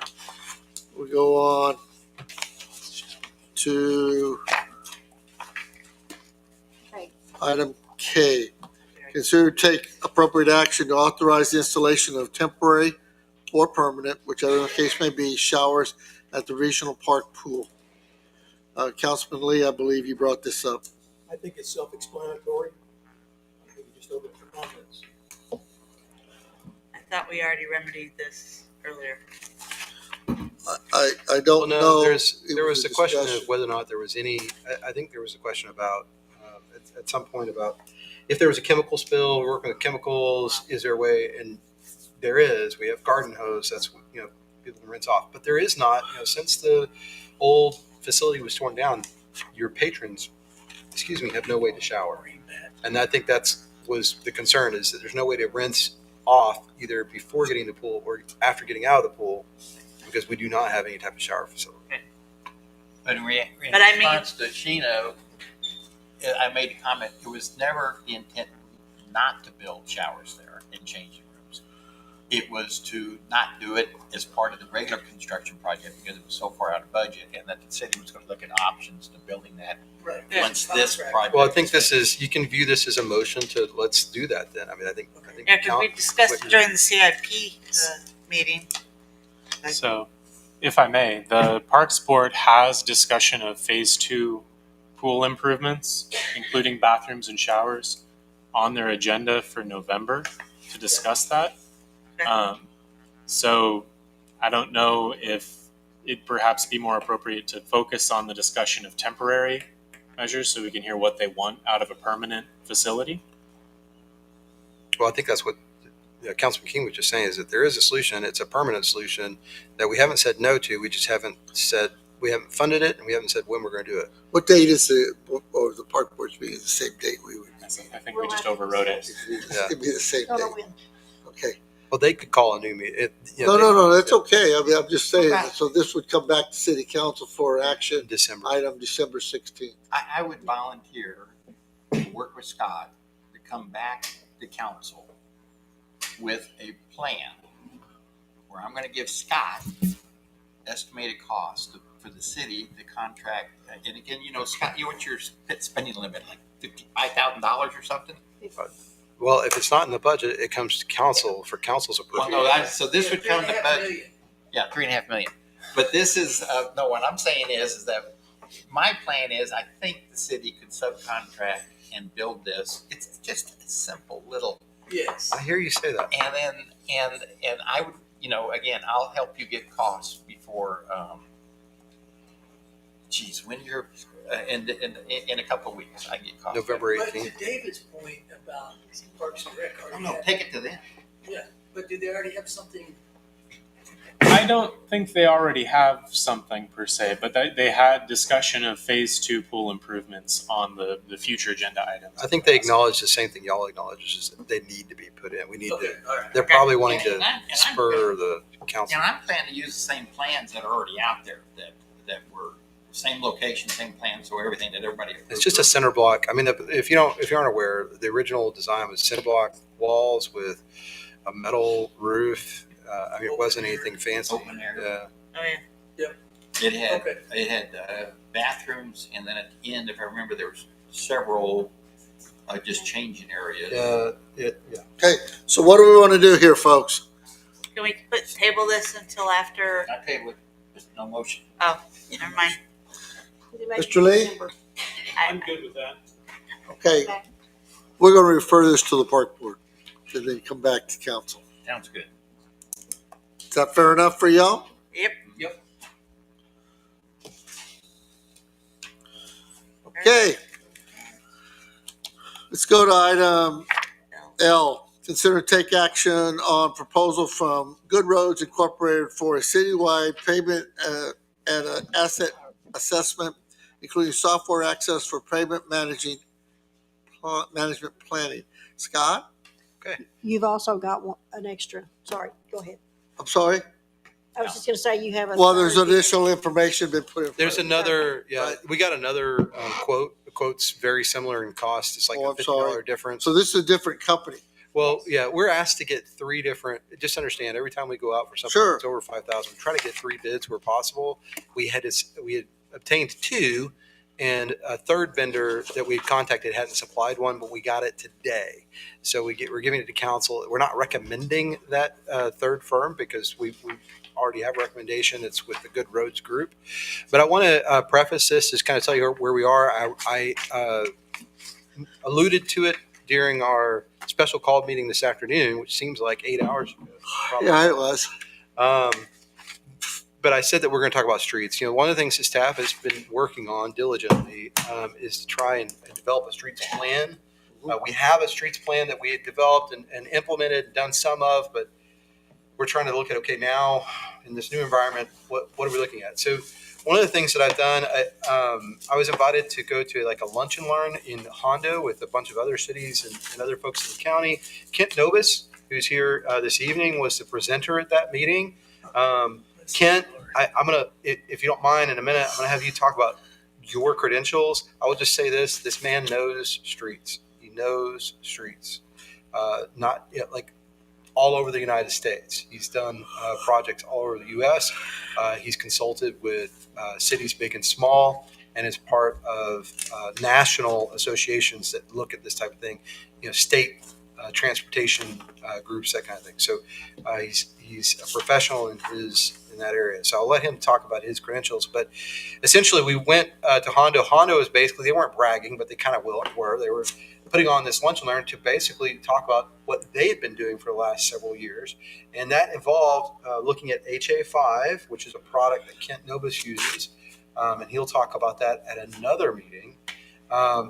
And what their approach has been. Well, out of that meeting, we met with Kent a couple of times, and he has pro bono been assisting staff with saying, okay, here's what we did in Hondo that worked, here's what I've done in other cities that has worked, and here's what I'd recommend you do. And it's similar to some things that we've done in the past. So the very first step in that is to go out and get a street assessment conducted. Now, we've done this in the past. We did a street assessment, I think 5 5 or 6 years ago. Before, it was right before I came on board in 21. So it really is kind of time to update it. But with that, I'll turn the time over to Ricky and Kent. Kent, would you mind just kind of introducing yourself and Thank you for the elevator speech version? We'll give you a quick little. So I heard you guys have been here since 2:30. Well, I was up at 3 in Amarillo, and now we're here. So wow. it's been a long day for Thank me you. too. Puppy got me up about that time. Yeah, actually, I was there doing some forensics on a chip seal project that went bad. Bring the colder On weather a with what you. project? Chip seal project. But anyhow, again, as Scott referred, I work with 82 agencies here in Texas. I've been doing this for 27 years. I grew up with my father building roads. So I've been doing this a long time. The one thing that Scott mentioned to me after he referenced this educational orientation that we did with Hondo was he goes, Ken, I want a multi-year plan, management plan, how we optimize the taxpayer dollars. So that's the goal here. I think the big picture is to have a plan. So we're not just knee-jerking decisions of like, let's go fix this road. Let's have a 5-year plan. Let's gather the data. That's important, right? We need to make data-driven decisions. So we got to go out and capture the data. As long as we do that, how do we optimize that? How do we get this imagery that we collect to actually look at other assets the city has? Sidewalks. One of the key things with this Good Roads product is I work with many cities that use the sidewalk intel to get grant funding. Okay, I don't know what your sidewalks are like here in You haven't been around Castroville yet. We don't have any. Very Well, if you want to build them, Very, very few. Very Not There are more completely sidewalks non-existent, but on the almost. Highway 90 bridge than in most of our neighborhoods. yeah. So it has the capability to capture multiple assets. I'll tell you one thing that I've worked in. You guys remember when Hurricane Harvey hit? Yeah. So TTI is a group I work with. Tom Scullion, he's the senior research engineer there. Thank goodness Houston went out and did a pre-survey before Harvey hit, because they were able to capture all of these assets. By the way, When they had to, ask how many city council people know what TTI means. Texas Transportation Institute out of College Now you Station, all know that. out of you know Texas that. A&M. Okay. I knew it. Thank you, Phil. I appreciate that. But another benefit that you'll get out of this is if there is a disaster, that you'll have pre-asset intel that you can submit with your FEMA application to justify the reimbursement. To let you know, it expedited a multi-million-dollar assessment in Houston by about 3 years. Because Wow. Okay. So it's one thing I look at. I tell you, I work with a lot of cities, different sizes, right? And one thing I've really looked at is I've talked to Ricky and in fact, I even drove your streets with Daniel. Remember Daniel Silva, your director here, and went and looked at Country Village and Westtime Village. And because one of the key things is you want to keep your good roads in good condition. Okay, that's a key thing before they fall down that pavement life cycle curve. And then you have to start addressing your bad roads. So that's the one thing we want to do up front. Let's keep our good roads good, save us money. It costs $1.2 million to reconstruct 1 lane mile of road here in Texas. Think about that. It's a lot of money. So anyhow, long story short, Ricky's going to present a little bit about this Good Roads product. We get the data. Once we get the data, we can then move into developing this multi-year management plan that we can optimize. So anyhow. So you'll hear more from Kent at a future date. Yep, exactly. Awesome. Cool. Thank you, sir. Thank you. Thank you. Hello, Mayor, Council. So one of the things we were tasked with was developing that street maintenance program. Of course, Ken already touched a lot of the issues. I think my best bet would be to let you know where we were impressed with the Good Roads product. Basically, it just sits on the front of a car. You drive your roads. It uses AI to kind of assess all your assets. So it will pick up street signs. It'll let us know which ones are faded. It marks all your potholes, the grading of your streets, which could help in drainage. I know y'all discussed that quite a bit today. We will have a more rounded decision-making process with this. It does grade all your streets on a number scale. It does give recommendations for a full rebuild, if it's just potholes needed, overlay, or just a rejuvenating material. So, and it also has a estimator calculator in there in case we want to do this ourselves. So you have all this information in front of you. It's essentially what you're going to do with it. I was extremely impressed. It's AI driven. I've never really seen a product give you this much information. I just touched on a few things that this service does, but one of the things that we've got a GIS platform. This will allow us to update our GIS. Now, the last system we used, I believe, also produced GIS layers that we were able to use, so we can update. Rerunning this, we can update our GIS data. The other thing to just note is the cost of this. What we spent 7 years ago, you would expect inflation, et cetera. We're going to spend more this time around. That isn't the case. This is a different company, and despite the fact that they're offering quite a bit, it's actually costing us about a third of what the city spent the last time that we did this assessment. So for less than whatever it is, $12,000, we're going to be able to get a tool in our toolbox that will help us put together the plan. And again, this is the first step of a planning process to bring you all a 5-year. Here's the streets you should fix, and here's the approach. Here's a plan. And essentially, and I'll just being really candid. When I asked Kent to help us do what we need to do, he said, "Well, what do you have for me?" And I said, "Well, I've got this iWork data that we pulled." And he said, "Okay, but that's like 7 years old. I need newer information." So we need something like this to be able to put it in Kent's hands, so then Kent can come back with us and say, "Okay, council, here's your roadmap. Here's what we'd recommend." Can I make a motion? Hang on, I want to ask a question. Oh, you make a question after a motion. Well, go ahead, make a motion. I make I a can make all the motion questions I want. Right? that we listen to staff recommendation and select Good Roads to perform a comprehensive Good Roads as the vendor with their equipment to perform a comprehensive pavement condition assessment and provide related pavement management software and reporting tools for a fee of $11,780. I second. All right, motion made in second to move forward with these folks. Now, let me ask a couple questions. Did you started this whole conversation with, we have another vendor here, and you have another one that just got, was there a deadline on submissions? No, because when you're spending this, when it's this kind of money and it's not a contract, that kind of thing, we just go out and try to get bids. Okay. We'll look at Buy Board and other groups to see Sure, if maybe there's sure. something like this on there as well. We did tell them we wanted it by a certain time, but at the end of the day, we want to try and get at least 3 if we can. No, I So, understand. yeah, we did tell them, I- please I- get it I- to us no later than whatever it was, Wednesday. You did have, Last week. you'd have it, so, okay, so you did have a deadline for submissions? Yes, but they're Okay, then I don't have a problem with setting the other two aside. If you couldn't tell me you had a deadline on submissions, I'm saying, wait a minute. Not that I don't think this is a good product, but I'm trying to Right. give the fair shake. Sure. Okay. Second thing I'm going to ask you, the device you put on the car when you're looking around, I mean, and that's okay. The AI, it is, when you look at it, you're picking up everything else, which is great. I think that's awesome for your GIS mapping.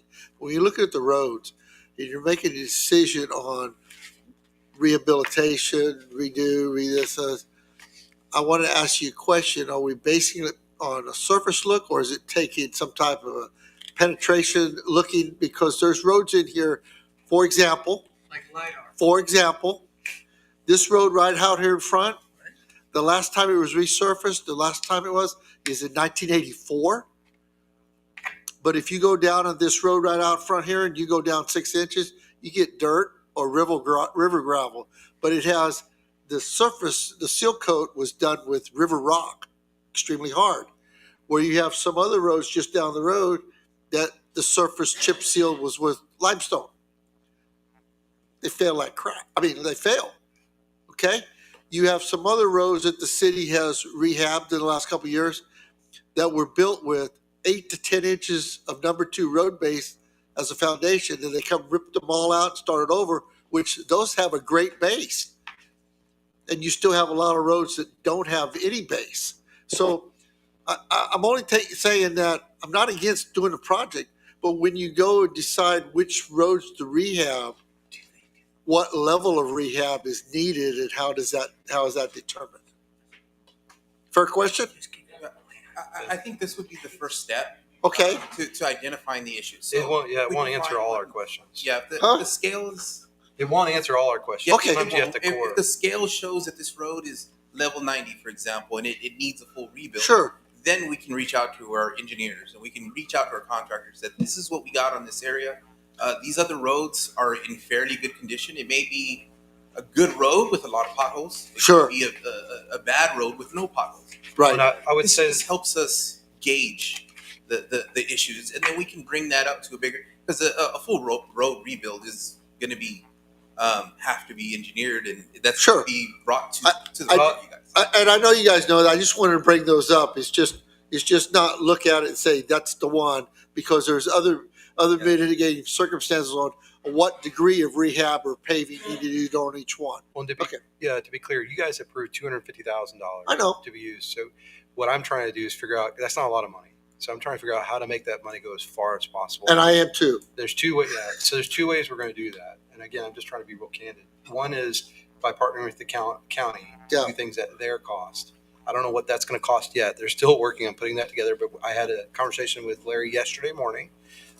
So I know that he put me on speaker with his staff. So I know he's working on this feverishly to get that done and put it in front of their county commission. The other way is to look at something like a sealant project, because you're not rebuilding roads for the remainder of 250,000, whatever's left, but you can do sealants. And I imagine once we present this plan to you all are going to want to spend some of your bond money on streets. That's what I was talking about, like trying to do a little bit of everything. I don't know what that'll look like, Sure. but the goal of this first step would be to identify those streets that qualify for something like an HA5 improvement, where we're going to salvage that. We're going to spend $1 today to save spending 10 in the future. And it'll also identify those streets that need minimal amount of work in order to put them in line for an HA5 treatment. The other roads that you're kind of talking about, Mayor, where there's probably more work that needs to be done, this may not tell us what condition that base is. When we get to the point where it needs reconstructed, there'll be additional work that we need to do, like a core sample or something else that tells us this is what you're dealing with and this is what it's going to take to rebuild that road. Okay. So this won't answer all the questions, but it'll help us get that. I just wanted to throw that out for discussion purposes. This is measuring performance with existing. Got it. Is there any other discussion? Hearing none, we have a motion and a second to proceed with this. All in favor? Aye. Any opposition? None. Motion carries. Thank you all for coming. Thank you. Okay. Thanks for coming so far. Next item, what did I do with my agenda? Last item. Oh, no, excuse me, city administrator. Item A, consider to take appropriate action on selecting a candidate for the Texas Municipal League TML Region 7 Director election. And right now, I will entertain a motion to nominate either Sanda. Ed Simics, Councilmember Live Oak, or Norma Sines Stevens, Councilwoman Member Cibolo. One of the two. I'd like to make a motion. Well, can I say something about one of the candidates that I know? Sure. Will that help? Well, it depends on if the person that I want to make the motion on. Well, I just wanted to say, no. Go ahead, Deborah. Deborah, please. I'm joking. They send these all the time, of course, because they're all Right. coming up. Oh, yeah, I can say that Mr. Simics, I do know him. His wife is the city secretary for Cibolo. Okay. Has been there for many, many years. I know he is very dedicated to. So his wife TML. is the city secretary of Cibolo. For the He's running council person. against one of the council members of Yeah. Cibolo. Okay.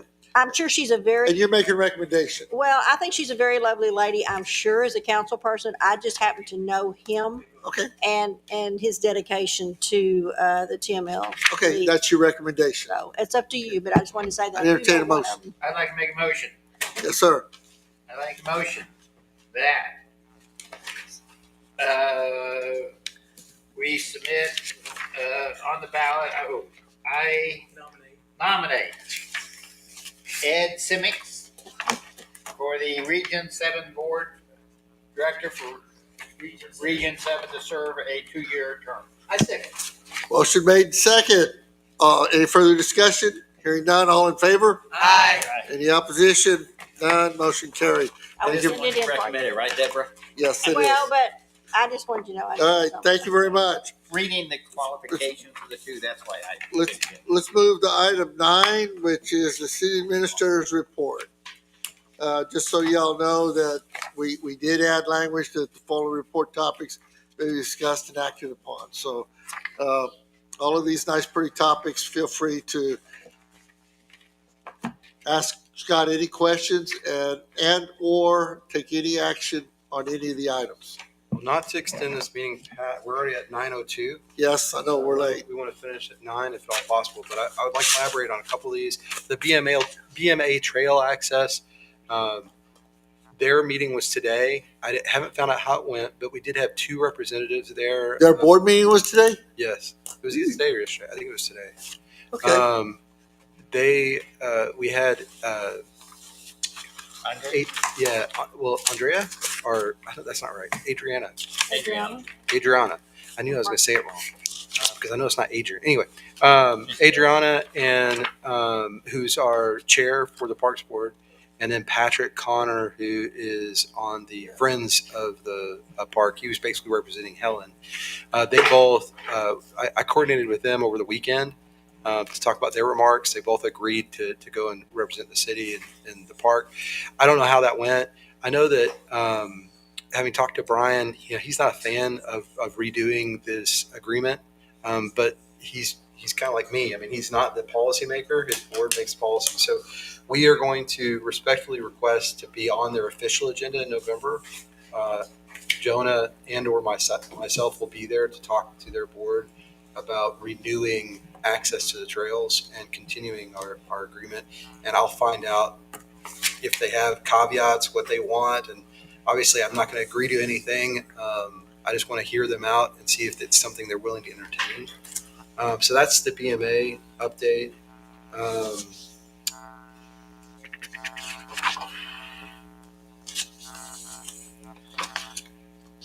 I told you about county streets a second ago.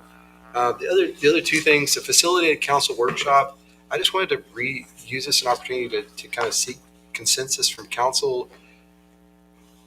Do we want a facilitated workshop? I thought that during our my review, that was one of the things y'all wanted to do. We do, but I just have a hard time spending $10,000 or $9,000. So do we want to set a fee or say, hey, we want one, but we don't want it to cost anything? And I mean, I look at the value of us up here. $10,000 is pretty cheap. We need somebody that does it right. Well, my opinion. I'm open to whatever y'all want to do. But What? I'm in favor of not I spending. don't like wasting hard. I'm still in favor. But so Councilman Lee would like to spend none, and Councilman King said 10,000 is fine. So we need to be somewhere in between those 2. 0 to 10,000. That's pretty good. Go down the line and ask. Yes. This is by the way, is your budget. This is council's budget, right? You have So really, I mean, this comes out of your line item. Councilman Burrs?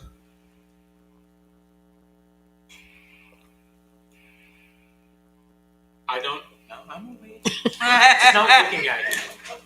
He's thinking about it. I think that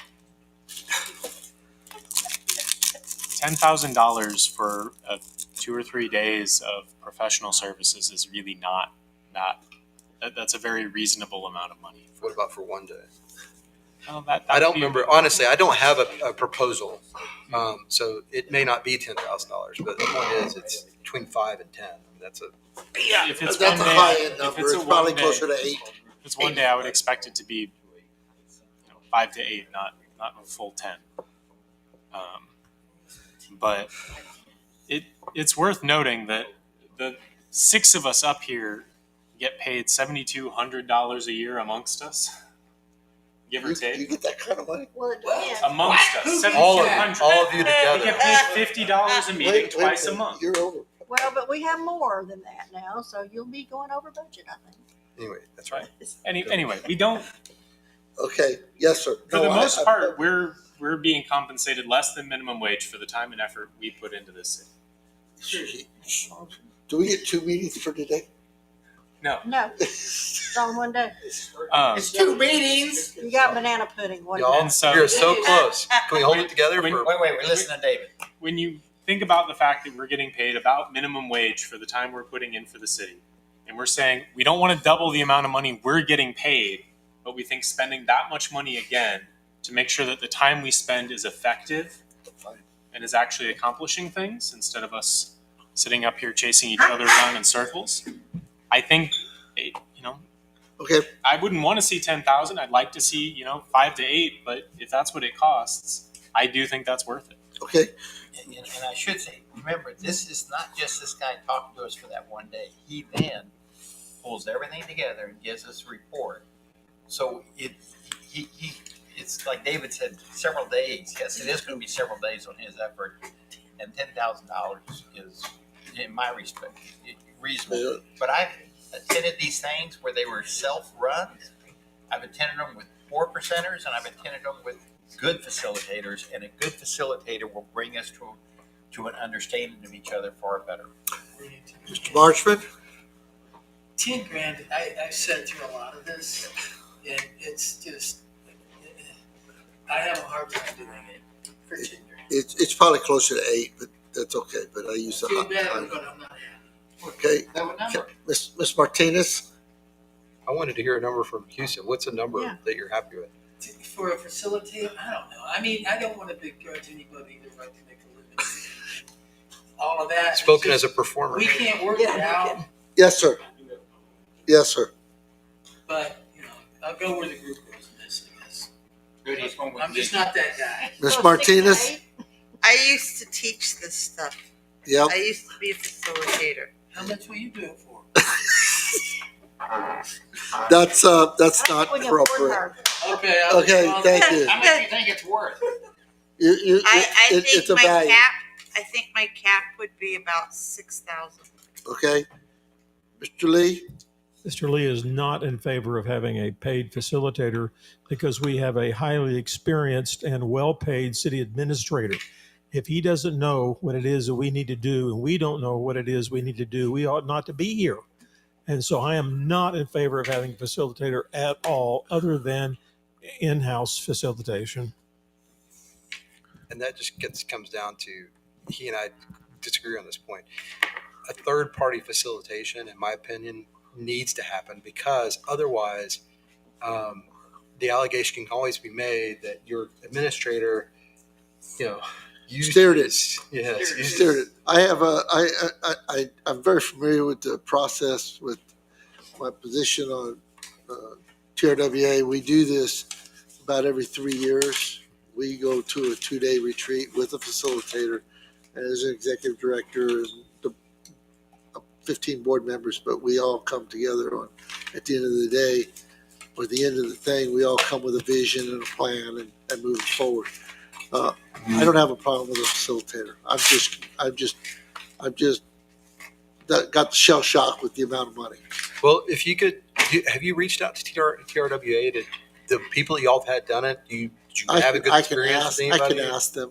I would suggest, the ones you had a good experience with, Sure. maybe we start there and just see what they'd quote us. Okay. I'm not locked into, again, the ACOG might have someone. There are different groups we could reach out to that may be willing to do it for free, but in the past, it seems like we get what we pay Well, for. it's professional services. I understand that, but semi-professional services, but it's a service provided. And for lack of a better phrase, in some cases, they're the referee, but they're the facilitator to bring it all together. Well, Okay. I would like to do the best we can. Okay. Last item is on We'll keep- staff and tourism and marketing and gas operations. So a couple of things on the gas operations side. Javier left. I told you that. Got a better job, more money we couldn't match, so he left. We did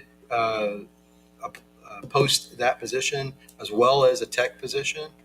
Both are budgeted for that position. We got a number of folks that look like they could be good. So those interviews will be happening next week. And then the tech position, there's a couple people who, anyway, we've got a field of candidates. We're working to make those hires as soon as possible. Okay. Did you, on the gas, do you have, just as a general comment, you have experienced gas people? Yeah. So they shared the applicants with me and I reviewed some of them. So yes, they're the top candidates that they've invited to interview, they're planning to invite to interview, all have years of experience doing supervisory gas system maintenance, right? So we've got some good candidates. One's from CPS. There's one from CPS? Yep. Okay, there's a gentleman, and I don't know if one of that, but he trains the gas people. Mhm. He was actually one of the techs that worked with CPS in the beginning here.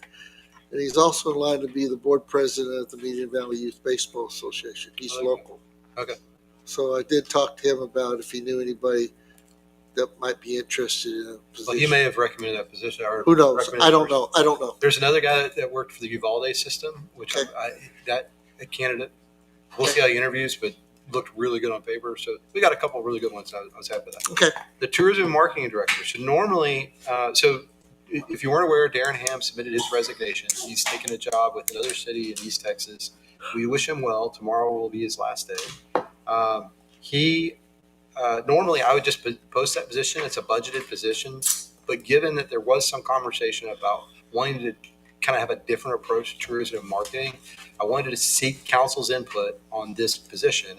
Yes, it's budgeted, but do we want to fill it with a tourism and marketing person, or do we want to look at some type of hybrid approach, working with the chamber if the chamber is willing to do something, or do we want to focus on Main Street management? If we had a Main Street manager, we could apply for grants. I thought I would seek your opinion. We don't have to make a decision tonight. I'm not posting the position immediately, but it's something I'd like you to think about and maybe let me know what your thoughts are. Maybe after our facilitated meeting. I think Yeah. that's a good time to talk Yeah. about that. Okay, let's see where we go. Facilitate, Okay. right? Anything else? That's it. Anybody have any questions, comments, war stories? Anything you want to talk to Scott about on those items? I'm going to mention earlier today, we had our special meeting, and I know that you were kind of saying it, Jess, but I really do take notes on different things that I perceive as action items for myself. Since the mayor's the one that approves the agenda anyway, I'm just letting council know, I made a list of items that I think need to be on the 28th agenda or some other future Sure. agenda. I'm going to run those by the mayor, and we'll go from act there. accordingly. Right. There you go. And So- please get your stuff in over time. I'm talking to everybody. You got a whole Well- month this time. Well, I I got to tell you that came back Sunday the fact- to finish this. the fact that you had we had to post the agenda almost a week early, and One day. ma'am, One day different. and but it makes a big difference because in some cases I didn't give my information until Friday morning, 7:30 in the morning, and I know at least one council member said, "Well, the agenda's been posted for 2 days. Where's the stuff?" And it should, And it should have been, because you know what I gave you Friday morning, I had written a week earlier. well, So the because I fact want to try is- to start it on Thursday to where we can get it. Yeah, no. So I'm guilty. So we need to get the information as quickly as we can. The only thing I'm going to give a proclamation for Connie Bulmas, who she's passed away, but she's very instrumental in the Castroville Conservation Society, and I've already gotten people have sent this to me, and I'll forward it to Deborah with For the Connie? thing. Yeah, but instead of Connie? make Oh, I thought you meant Carol Romano. that's going to be Carol Romano. I'm sorry. Oh, Yes. okay. Sorry about Connie Bulmas, but no, Carol Romano. Yes. You'll do that on your historical society folks or your Well, no, I'm going the to. county one? They've already sent it to me. I'm going to send it to Deborah.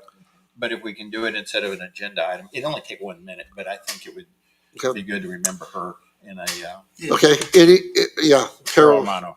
yeah. Any other new agenda items? I'd like an update on the soft start pump for the airport I asked about a month or so ago. Okay, And also, what's the status of the ball field appraisal in accordance with FAA guidelines? okay. And I would like to limit our board members to one board.